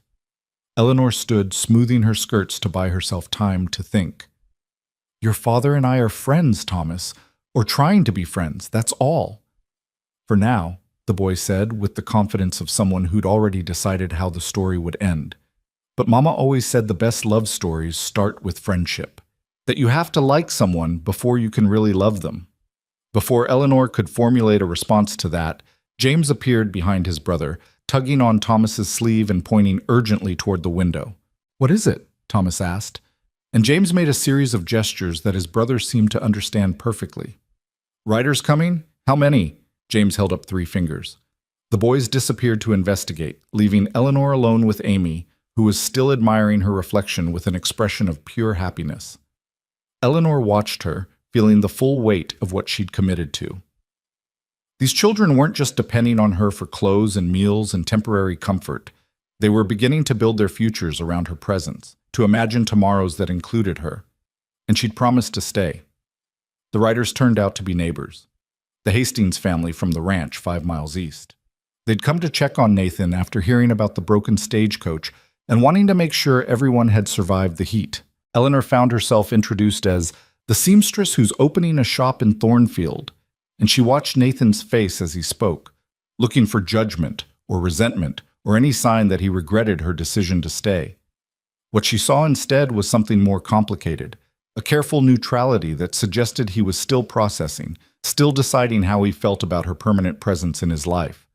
Mrs. Hastings was a practical woman in her 40s with sun-weathered skin and kind eyes. She took one look at Amy in her new dress and immediately cornered Eleanor on the porch. "You made that?" "Yes, ma'am." "From Rebecca's fabric." It wasn't a question. Mrs. Hastings had clearly recognized the material. "That took courage. Nathan's been keeping that trunk locked away like a shrine."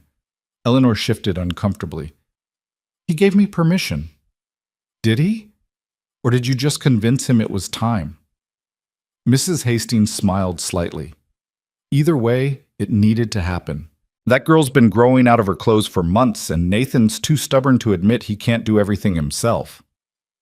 He's trying his best. His best is wearing him down to nothing, has been for 2 years. Mrs. Hastings glanced over to where Nathan stood talking with her husband.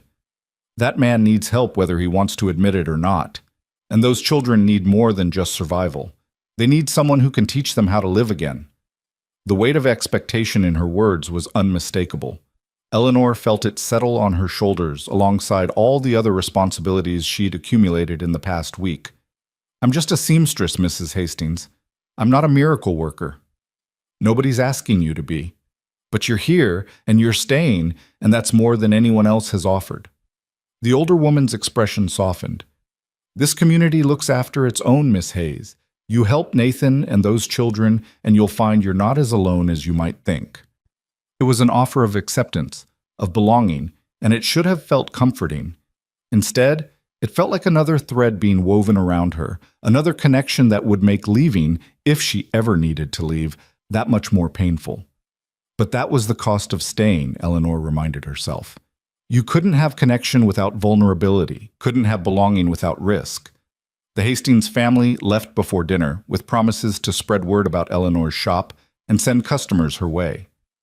Mrs. Hastings pressed a jar of preserves into Eleanor's hands and whispered, "Give him time. Nathan's heart is like soil after a drought. It needs gentle rain before it can accept the flood."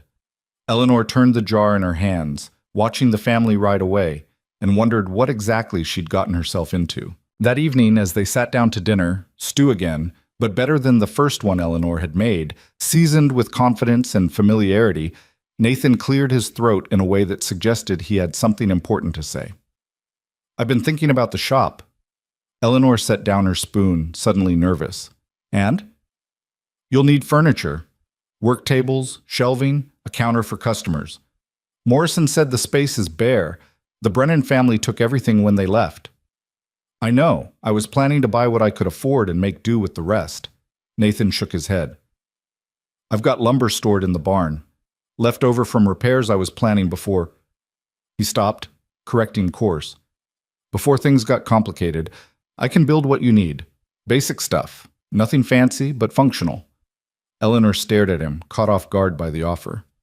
"Nathan, you don't have to do that. You guaranteed 3 months of my credit. The least I can do is build you some furniture." His tone was matter-of-fact, but Eleanor saw something else in his eyes. An olive branch extended, an acknowledgement of her sacrifice. "Then I'll accept. Thank you." "Papa can build anything," Amy said proudly.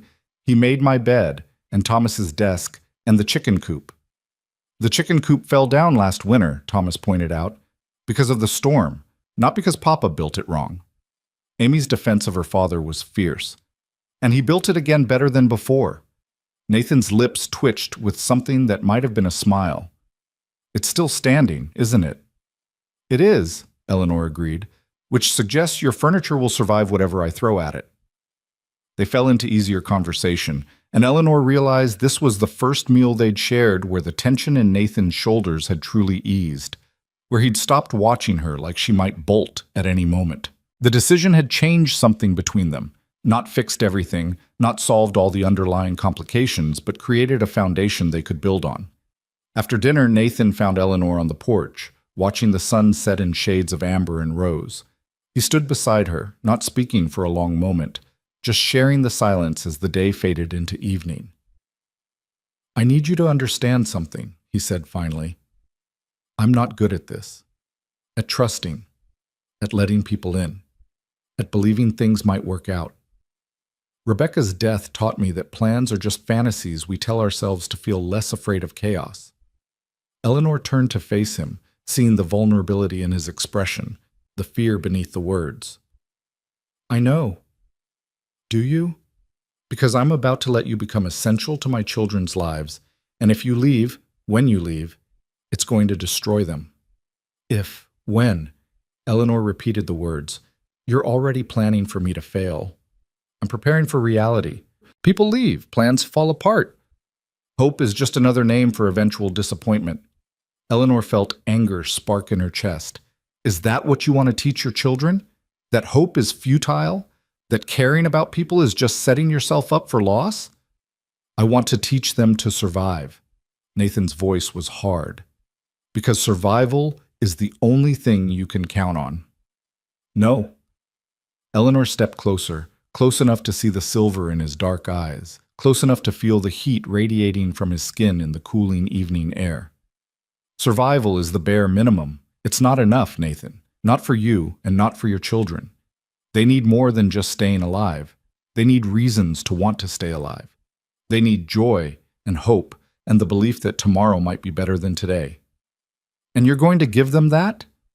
The question was a challenge, edged with something that might have been desperation. You, who've spent 10 years running from every connection you've ever made, you're going to teach my children about hope? Maybe. Eleanor held his gaze. Or maybe they're going to teach me. Maybe we're all going to teach each other. But we'll never know if you keep waiting for me to prove I'm going to fail. Nathan's jaw clenched. I'm trying to protect them. You're trying to protect yourself. There's a difference. The words hung between them, sharp and uncomfortable. Nathan looked away first, his gaze finding the horizon where the last light was fading. You're probably right. I know I am. And you're still planning to stay? Even knowing I'm going to be difficult about it? Eleanor smiled despite herself. I've dealt with difficult before. At least you're honest about it. Nathan huffed something that might have been a laugh. Fair enough? He was quiet for another moment, then added, almost too softly to hear, Rebecca would have liked you. You're stubborn enough to match her. The comparison should have felt awkward, but instead it felt like an offering. Nathan's way of acknowledging that caring about Eleanor didn't diminish what he'd felt for his wife, that the heart really was bigger than most people realized. I wish I could have known her, Eleanor said honestly. She would have adopted you immediately. She was always taking in strays. Animals, people, lost causes. Nathan's voice softened with memory. She used to say the world was hard enough without people making it harder by refusing to help each other. She sounds like she was wise. She was, and patient, and far too good for a stubborn bastard like me. Nathan finally looked at Eleanor again. I don't know how to do this. How to move forward while still honoring what I had. How to be open to new things without feeling like I'm betraying her memory. Eleanor understood the confession for what it was. Not just about Rebecca, but about her. About the possibility growing between them despite all their best defenses. You honor her by living, Nathan. By letting your children see that loss doesn't have to be the end of everything good. Is that what you're doing? Learning to live instead of just survive? I'm trying to. Eleanor surprised herself with the admission. It's harder than I expected. Most worthwhile things are. They stood together as darkness settled over the ranch, and Eleanor felt something shift between them. Not romance, not yet, but possibility acknowledged, hope carefully nurtured. It was enough. For now, it was enough. The next morning, Eleanor and Nathan rode into Thornfield together, the children left in the care of Mrs. Hastings, who'd insisted on helping while they were away. The town was smaller than Eleanor had expected. One main street with perhaps 24 buildings, a population that probably numbered less than 300. It had the worn, practical look of a place built for function rather than beauty. But there was life in it, people going about their business, children playing in the dusty street, the sound of a blacksmith's hammer ringing against metal. The shop stood at the corner of Main and 2nd, a small wooden structure with large windows and a door that stuck when Nathan pushed it open. Inside, the space was dim and dusty, empty except for a broken chair in one corner and faded curtains that had seen better days. But it had good light from the windows, high ceilings that would keep it cooler in summer, and enough square footage for work tables and customer space. Eleanor stood in the center of the empty room and tried to envision it transformed. Fabric bolts lining the walls, a proper cutting table in the back, chairs for customers during fittings, maybe even a small display area for finished pieces. It would take work, time, and money she couldn't really afford to spend. But it was possible. She could make this work. "What do you think?" Nathan asked from the doorway. "I think it's perfect." Eleanor turned in a slow circle, her mind already calculating measurements and possibilities. "The windows are excellent. I'll have plenty of natural light for detail work. And the location is good, visible from the main street. It needs a lot of work." "Everything needs work. That's what makes success meaningful." Eleanor moved to the windows, testing the latches. "I'll need curtains for privacy during fittings, and the floor could use a good scrubbing, but the bones are solid." Nathan pushed off from the door frame and moved into the space, his footsteps echoing in the emptiness. "I'll take measurements today, start building furniture tomorrow. Should have the basics ready within the week." "You don't have to rush. The sooner you open, the sooner you start earning money.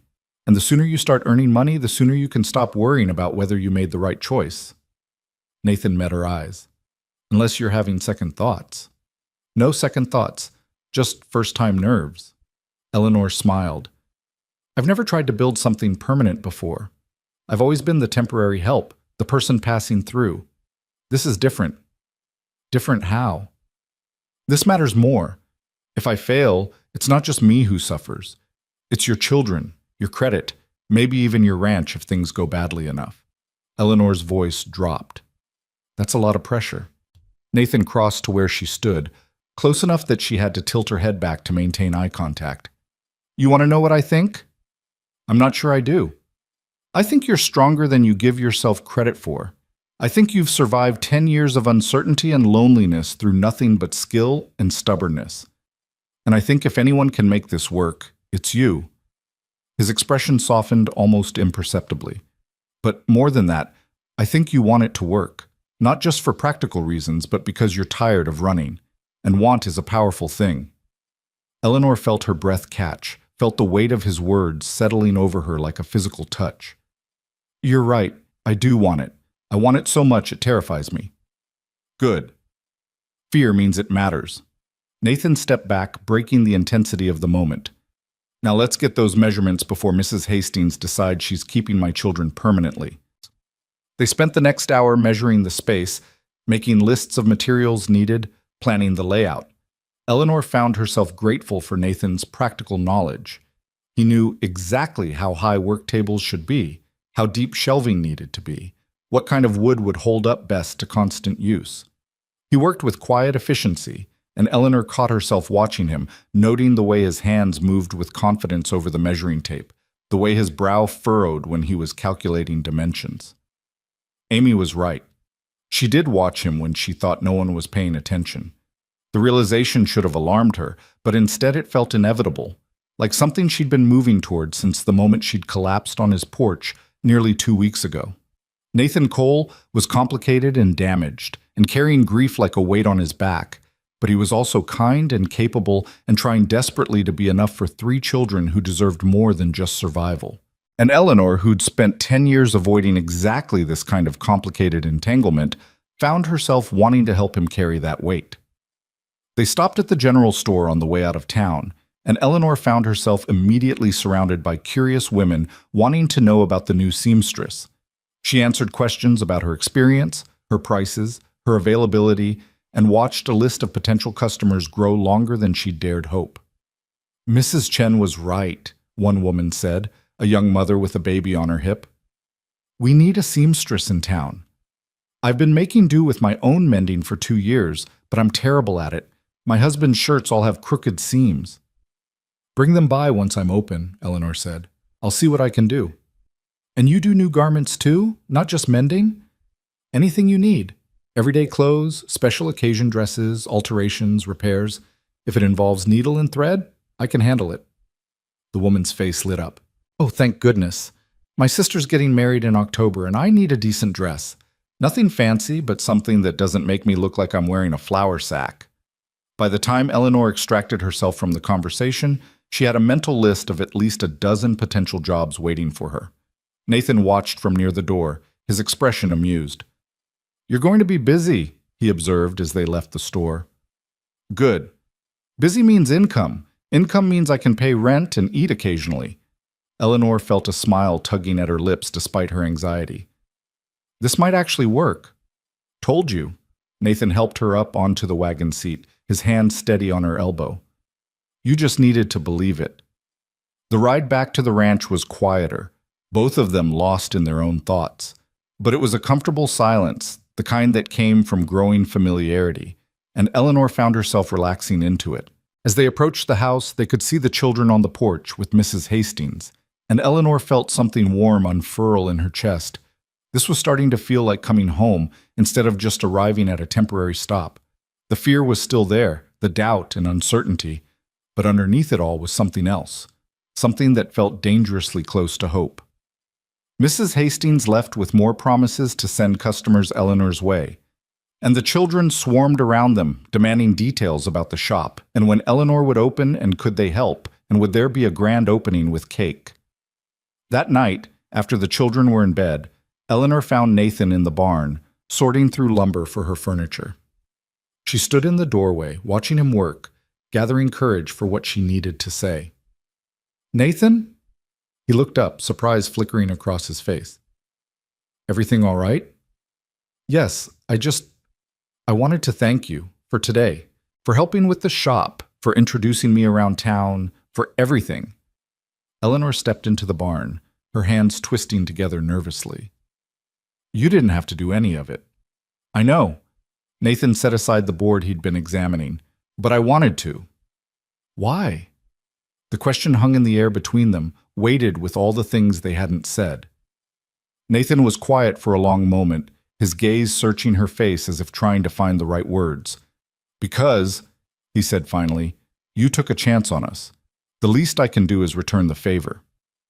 It wasn't everything Eleanor wanted to hear, but it was something. It was a beginning. She crossed to where he stood, and acting on impulse, rose on her toes to press a quick kiss to his cheek. "Thank you anyway." She was gone before he could respond, hurrying back to the house with her heart pounding and her face burning. But as she climbed the stairs to her room, she heard Nathan's voice from the barn, soft enough that she almost missed it. "You're welcome, Eleanor." And in those 3 words, she heard possibility, hope, and the first tentative acknowledgement that maybe, just maybe, they were building something neither of them had expected, but both of them desperately needed. The kiss, brief and impulsive as it had been, changed the air between them. Eleanor felt it the next morning when Nathan caught her eye over breakfast and quickly looked away, a flush creeping up his neck. She felt it in the careful way he avoided touching her when he passed her the coffee pot, in the sudden awkwardness that hadn't existed the day before. She'd meant the kiss as gratitude, as friendship, but somewhere in the night it had transformed into something more complicated, and now neither of them knew quite how to navigate the new territory they'd stumbled into.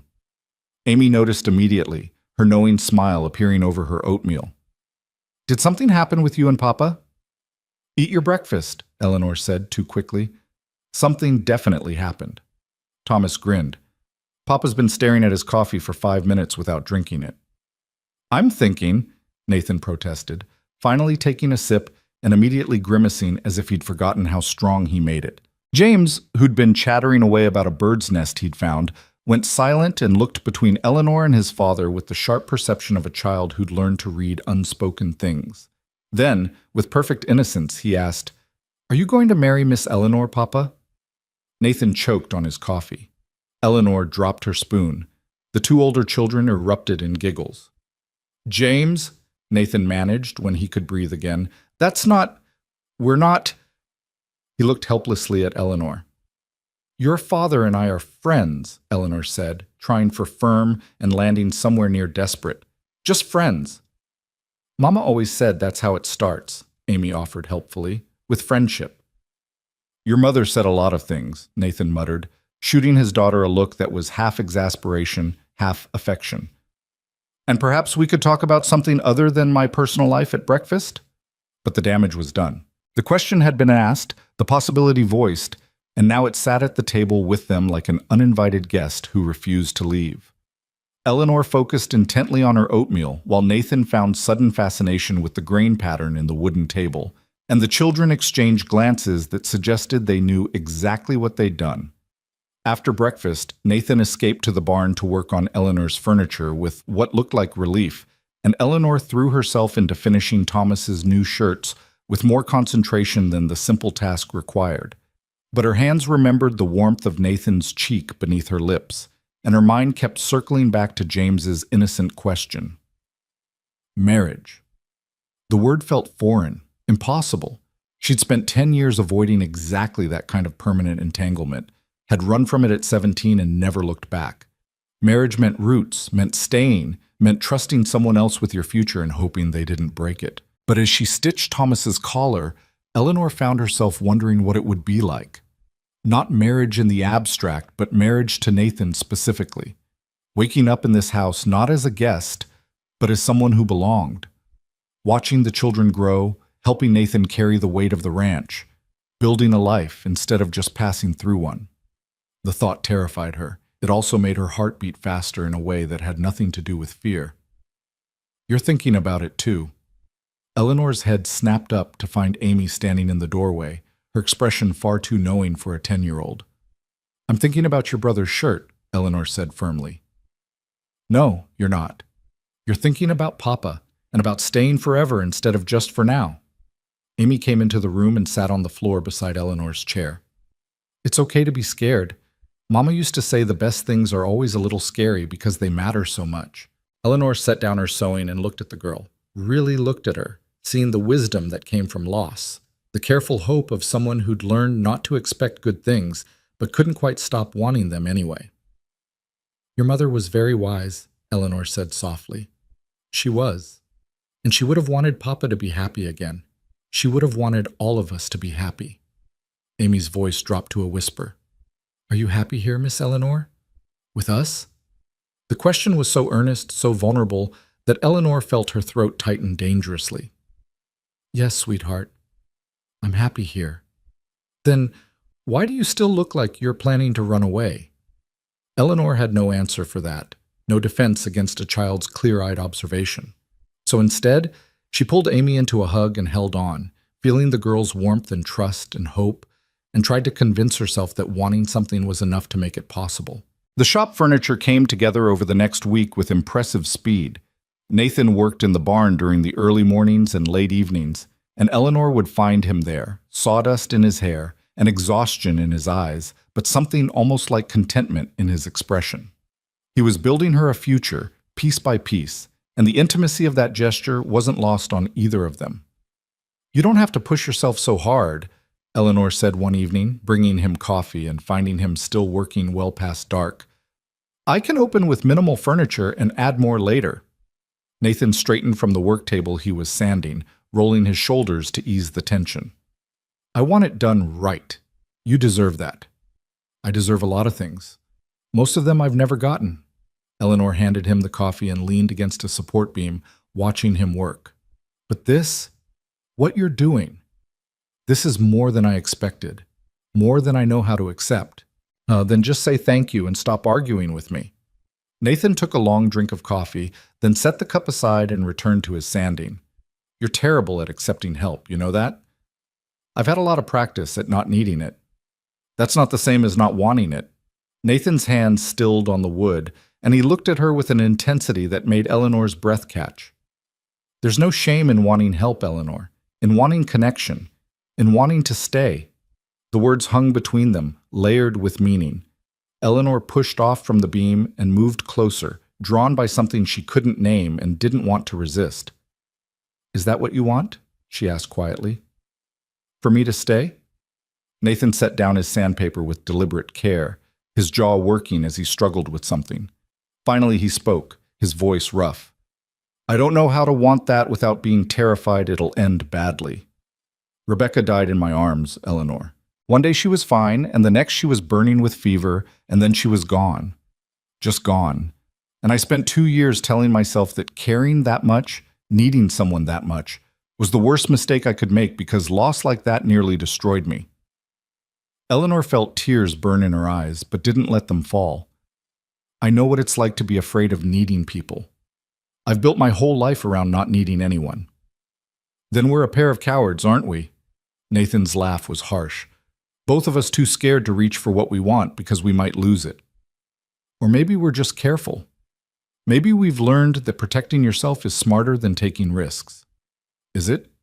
Nathan moved closer, and Eleanor's heart hammered against her ribs. Because from where I'm standing, protecting myself has meant 2 years of barely living, of surviving but not thriving, of teaching my children that loss is inevitable, so why bother hoping for better? Nathan, you asked what I want. I want... He stopped, dragging a hand through his hair in frustration. I want to stop being afraid. I want to believe that maybe the summer that brought you here wasn't just random chance. I want my children to grow up knowing that good things can last, that family isn't just biology, that home is something you build with people who choose to stay.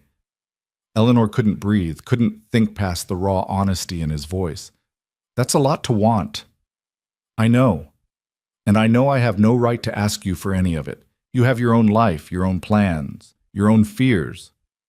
Nathan's expression softened. But James spoke for the first time in 18 months because of you. Amy smiles again.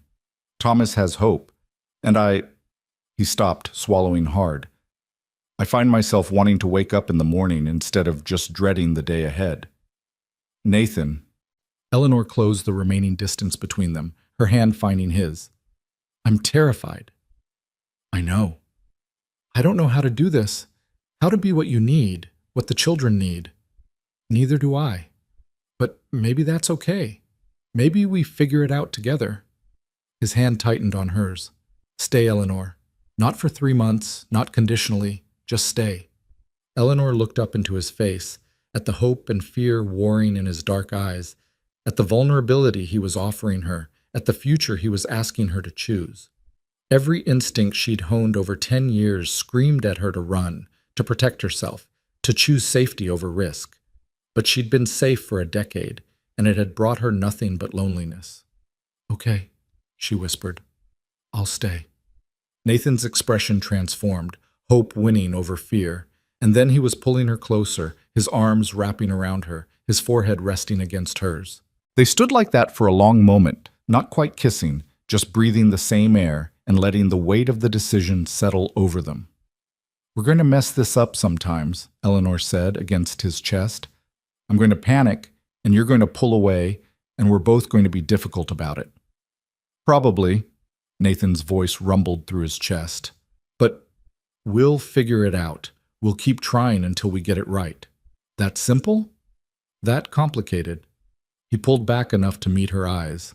But worth it. I think you're worth it. Eleanor felt something crack open in her chest, some wall she'd built at 17 and maintained through sheer stubbornness finally crumbling. The children are going to be insufferable about this. Amy already thinks she's a matchmaker. Nathan laughed, the sound younger and lighter than anything Eleanor had heard from him. Amy's been plotting this since day 3. I caught her asking Thomas what kind of flowers you liked. Oh no. Oh yes. We're going to be subjected to extremely unsubtle attempts at romance from 3 children who think they invented the concept. Nathan's smile faded slightly, his expression growing serious. But Eleanor, I need you to understand something. I loved Rebecca. She was my wife, my partner, the mother of my children. And I'm not looking for someone to replace her or pretend she never existed. I know, and I wouldn't want to. Eleanor cupped his face gently. Your past with Rebecca is part of who you are. The children's memories of her matter. She'll always be their mother, always be important. I'm not trying to erase her. I'm just hoping there's room for me too. There is. Nathan turned his head to press a kiss to her palm. There's so much room, Eleanor, more than I realized until you were here filling it. They stood together in the dusty barn, surrounded by half-finished furniture and the smell of sawdust and possibility. and Eleanor felt something settle in her chest that she'd been missing for 10 years without knowing it. Peace, belonging, home. The shop opened on a scorching Saturday in late July, and half the town turned out to see it. Eleanor stood in the doorway, wearing her best dress and trying not to let her nervousness show, as people filed in to examine Nathan's furniture, admire the bolts of fabric she'd bought with the last of her savings, and peppered her with questions about prices and availability. The children had insisted on helping, Amy greeting customers with grown-up poise, Thomas managing the small refreshment table Eleanor had set up, and James shyly handing out the cards Eleanor had printed with her rates and services. Nathan stood near the back, arms crossed, watching everything with an expression that might have been pride. "You've done well," Mrs. Hastings said, appearing at Eleanor's elbow. "This is exactly what the town needed." "I hope so. I've bet everything on it working." Eleanor watched a group of women examining her samples of buttonhole stitching. "No pressure at all." Mrs. Hastings smiled. "You'll do fine. And even if you have slow weeks, well, you've got support. That's what community means." By the time the afternoon faded into evening, Eleanor had booked enough work to keep her busy for the next month. Mending, alterations, 3 new dresses, a christening gown, and a special order for a wedding dress in October. It was more than she'd dared hope for, and as she locked the shop door and turned to find Nathan and the children waiting for her, she felt something that might have been triumph. "Successful first day?" Nathan asked. "Very. I'm officially employed." Eleanor took his offered arm, and they began the walk back to the wagon. "Which means I can actually pay you back for guaranteeing my credit." "I'm not worried about it."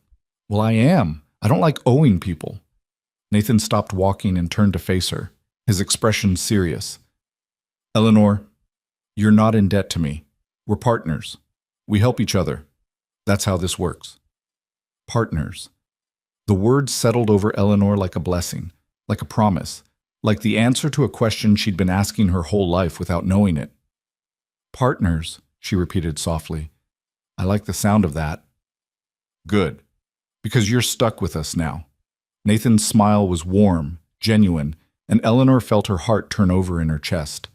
The children ran ahead to the wagon, their voices carrying in the evening air, and Eleanor walked beside Nathan in comfortable silence, watching the sun paint the sky in shades of gold and crimson. She thought about the stagecoach that had broken down, about the heat that had nearly killed her, about the moment she'd collapsed on Nathan's porch and changed everything. Random chance, she'd once called it. But maybe Amy was right. Maybe the stars had been guiding her here all along, to this place, these people, this life she'd never known she needed. The summer stretched on, hot and relentless, but the ranch no longer felt like a place of mere survival. The creek ran low but didn't dry up. The cattle survived the heat, and Nathan, with Eleanor's help managing the books and finding ways to stretch every dollar, slowly began to pull the ranch back from the edge of collapse. Eleanor's shop thrived in small, steady ways. She wasn't getting rich, but she was earning enough to pay her rent, contribute to the household expenses, and occasionally splurge on extra fabric or a treat for the children. The women of Thornfield embraced her with the fierce loyalty frontier communities showed to those who proved themselves useful, and Eleanor found herself invited to quilting circles, church socials, and the casual gatherings that made up the social fabric of small-town life. She'd spent 10 years moving through places without ever being part of them. Now she was woven into Thornfield's community in ways that both comforted and terrified her. One evening in mid-August, Eleanor found Nathan on the porch after the children had gone to bed. He held something in his hands, turning it over slowly, and as Eleanor approached, she recognized it. Rebecca's wedding ring, small and simple and worn smooth from years of wear. "I've been keeping this in a drawer," Nathan said quietly.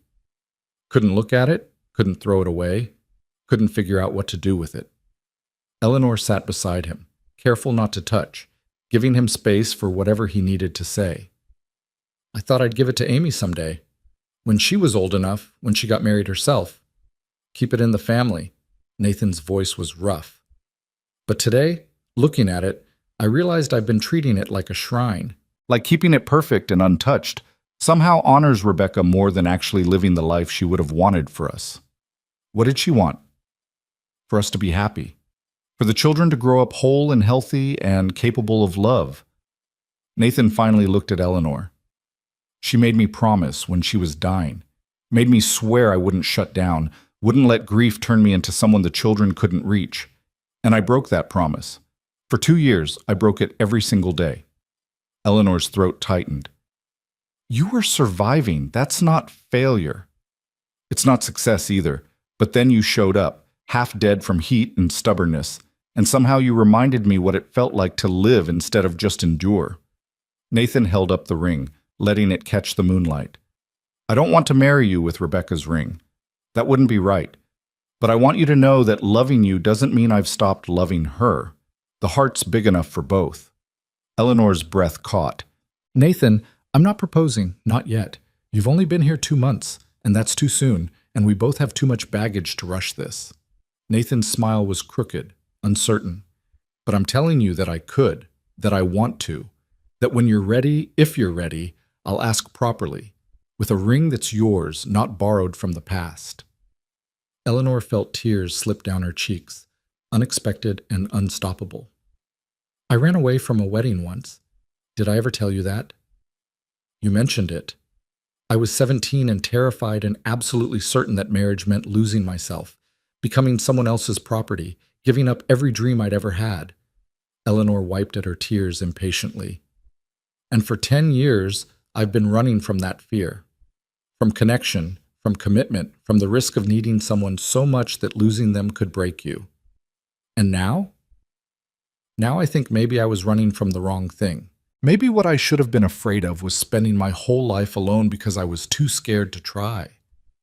Eleanor met his eyes. I can't promise I won't panic sometimes. Can't promise I won't have days where I want to run. But Nathan, I want to try. With you, with the children, with this life we're building together. Nathan set the ring aside and pulled her close, and this time when he kissed her, it wasn't tentative or questioning. It was promise and hope and the future they were both brave enough to reach for. They sat together on the porch while the stars wheeled overhead and the prairie wind carried the scent of summer grass and possibility. And Eleanor thought about the girl she'd been at 17, desperate and afraid, and absolutely certain that freedom meant never needing anyone. That girl would have kept running, would have found reasons to leave, ways to protect herself from the risk of loss. But Eleanor had grown older, and maybe, finally, wiser. She'd learned that freedom without connection was just another kind of prison, that safety without risk was another name for loneliness. She'd learned that home wasn't a place you were born into, but something you built with people who chose you back. September came with cooler nights and the first hints of autumn in the air. Eleanor's 3-month deadline arrived and passed without ceremony because neither she nor Nathan needed to acknowledge it anymore. She was staying. It was simply understood. James's vocabulary grew by the day, making up for lost time with the enthusiasm of someone who'd discovered words were magic. He chattered constantly about birds and clouds and the way dust motes danced in sunlight, and every word felt like a small miracle. Amy's dress was followed by more clothes for all 3 children, and then by Eleanor teaching Amy more advanced techniques, passing on skills the way they were meant to be passed, from one generation to the next, with patience and care. Thomas started helping Nathan with more complex ranch work, his confidence growing as his father stopped treating him like a child who needed constant protection and started training him as a partner in the work.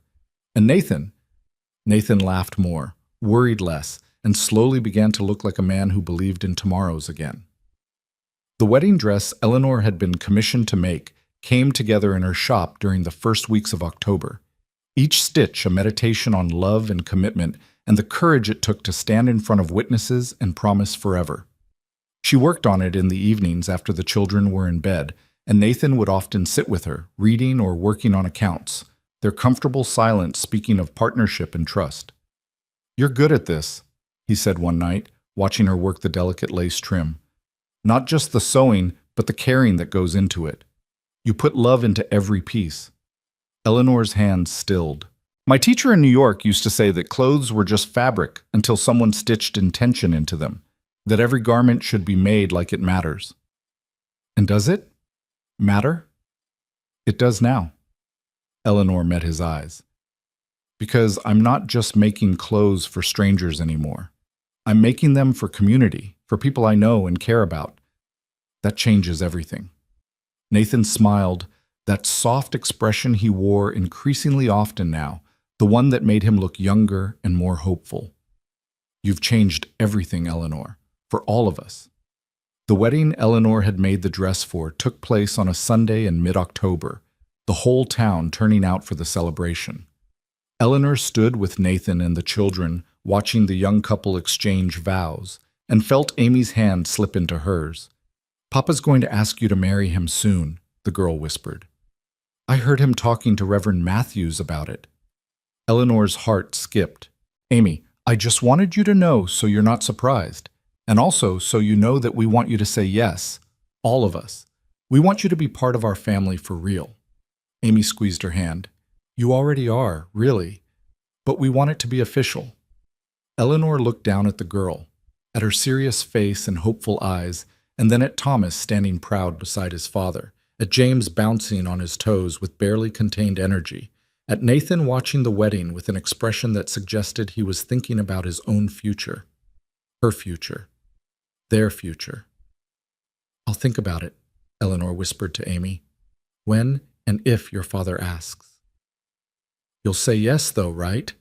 Eleanor thought about the 17-year-old girl who'd run from a wedding and 10 years of running afterward.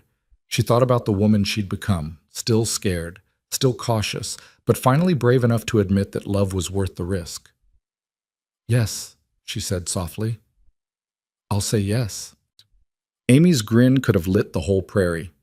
The proposal came on a cool November evening, the first snow of the season dusting the ground in a thin white blanket.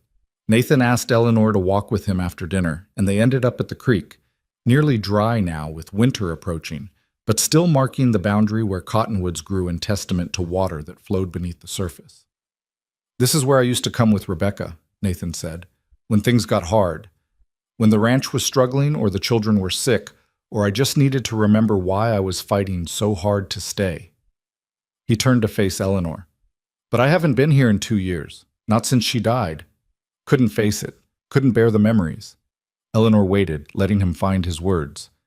"I came here yesterday, first time since her funeral. And you know what I realized?" Nathan's smile was bittersweet. "The memories don't hurt the way they used to. I can think about her now without it feeling like drowning.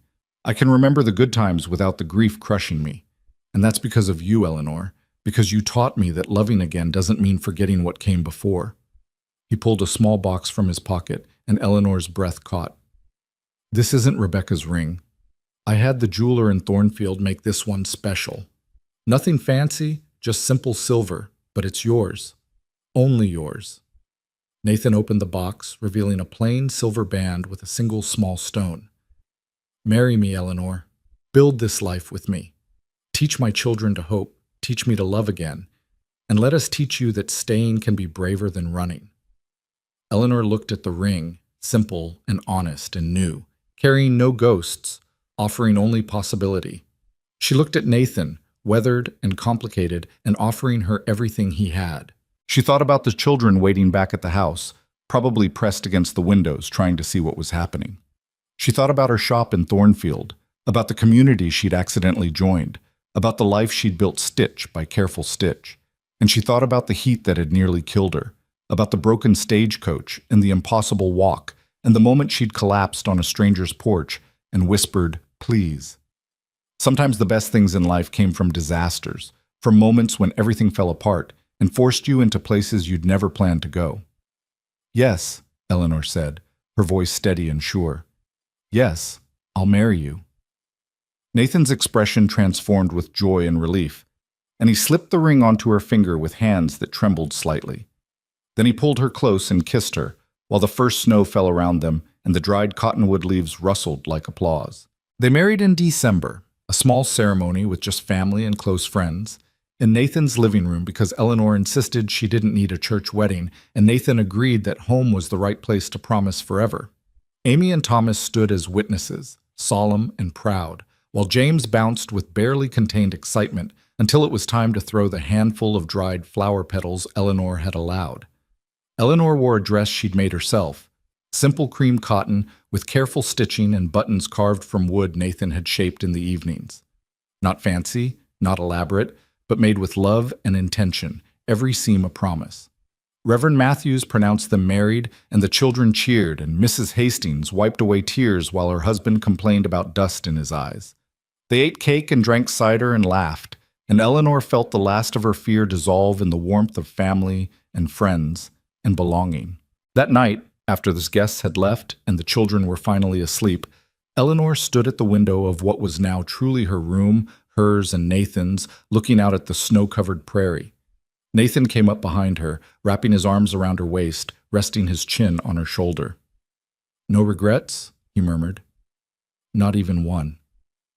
Eleanor leaned back against his chest, feeling his warmth, his solidity, his presence. "Though I reserve the right to panic occasionally." "Fair enough. I'll probably panic too." Nathan pressed a kiss to her temple. "We'll panic together and figure it out as we go." "That's your plan? Just figure it out?" "That's everyone's plan. They just don't admit it." He turned her in his arms to face him. "Thank you, Eleanor, for staying, for taking a chance on us, for being brave enough to stop running." Eleanor rose on her toes to kiss him, and in that moment, standing in a ranch house in the middle of the western prairie, married to a widowed rancher with 3 children who'd adopted her as fiercely as she'd adopted them, Eleanor Hayes finally understood what she'd been running toward all along. Not freedom from connection, but freedom to choose connection. Not safety in isolation, but safety in belonging. Not survival, but life in its fullest, most complicated, most beautiful form. The summer heat that had brought her to Nathan's door had been brutal and merciless, nearly killing her before pushing her into the life she'd needed without knowing it. And the children's whispered plea, "Please let her stay," had been answered not just by her staying, but by her choosing to build something permanent for the first time in her adult life. Spring came with gentle rain that turned the prairie green and filled the creek with rushing water. Eleanor's shop continued to thrive, bringing in steady income and cementing her place in the community. The ranch slowly recovered under Nathan's careful management and Eleanor's help with the finances. The children grew taller and more confident, secure in the knowledge that their family was whole again, even if it looked different than before. And on warm evenings, the 5 of them would sit on the porch together, Amy working on her sewing, Thomas reading aloud from whatever book had caught his attention, James chattering about his latest discovery, Nathan and Eleanor side by side, hands intertwined. And Eleanor would marvel at how much could change in one summer. How a disaster could become a blessing. How strangers could become family. How the act of staying could be the bravest choice of all. The road had finally cleared, but Eleanor no longer needed it for escape. She'd found exactly where she belonged, and she wasn't going anywhere. The summer that changed everything had taught her that sometimes you had to nearly die to fully live, that home wasn't about the place but the people, and that the truest kind of freedom came from choosing to stay instead of always leaving. She'd stopped running, she'd stopped surviving, she'd started living. And every day, in small and large ways, Eleanor Hayes, now Eleanor Cole, reminded herself that the best decision she'd ever made was collapsing on a stranger's porch on the hottest day of summer and whispering a single word that had changed everything. Please, please let her stay. And they had.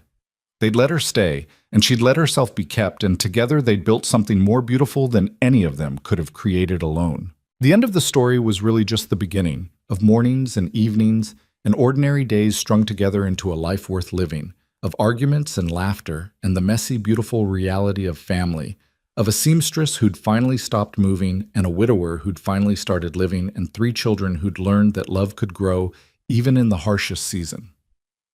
The summer had been brutal, but what it had brought, what it had forged in heat and desperation and hope, would last long after the seasons changed, long after the memories of that scorching June day faded into the comfortable past. Eleanor had come to Nathan's door dying. She'd stayed and learned how to live. And in the end, that was the truest kind of miracle. Not the dramatic rescue, but the slow, patient work of building something lasting from broken pieces and second chances and the courage to try again. The carved wooden bird James had given her sat on the windowsill, weathered and smooth and precious, a reminder of the day everything changed. And beside it now sat other small treasures, a rock Amy had painted, a drawing Thomas had made, a dried flower from the wedding, small ordinary objects that together told the story of a family built from choice and love and stubborn determination. Eleanor touched the wooden bird gently, remembering the boy who'd given it to her with the words, "So you remember us when you leave." She'd never left. She'd never needed to. Because sometimes the road that breaks beneath your feet is really the universe's way of stopping you from running past the very thing you've been searching for your whole life. And sometimes a whispered plea from three children who've learned not to hope becomes the answer to a question you didn't know you were asking. Please let her stay. She stayed, and in staying, she finally came home.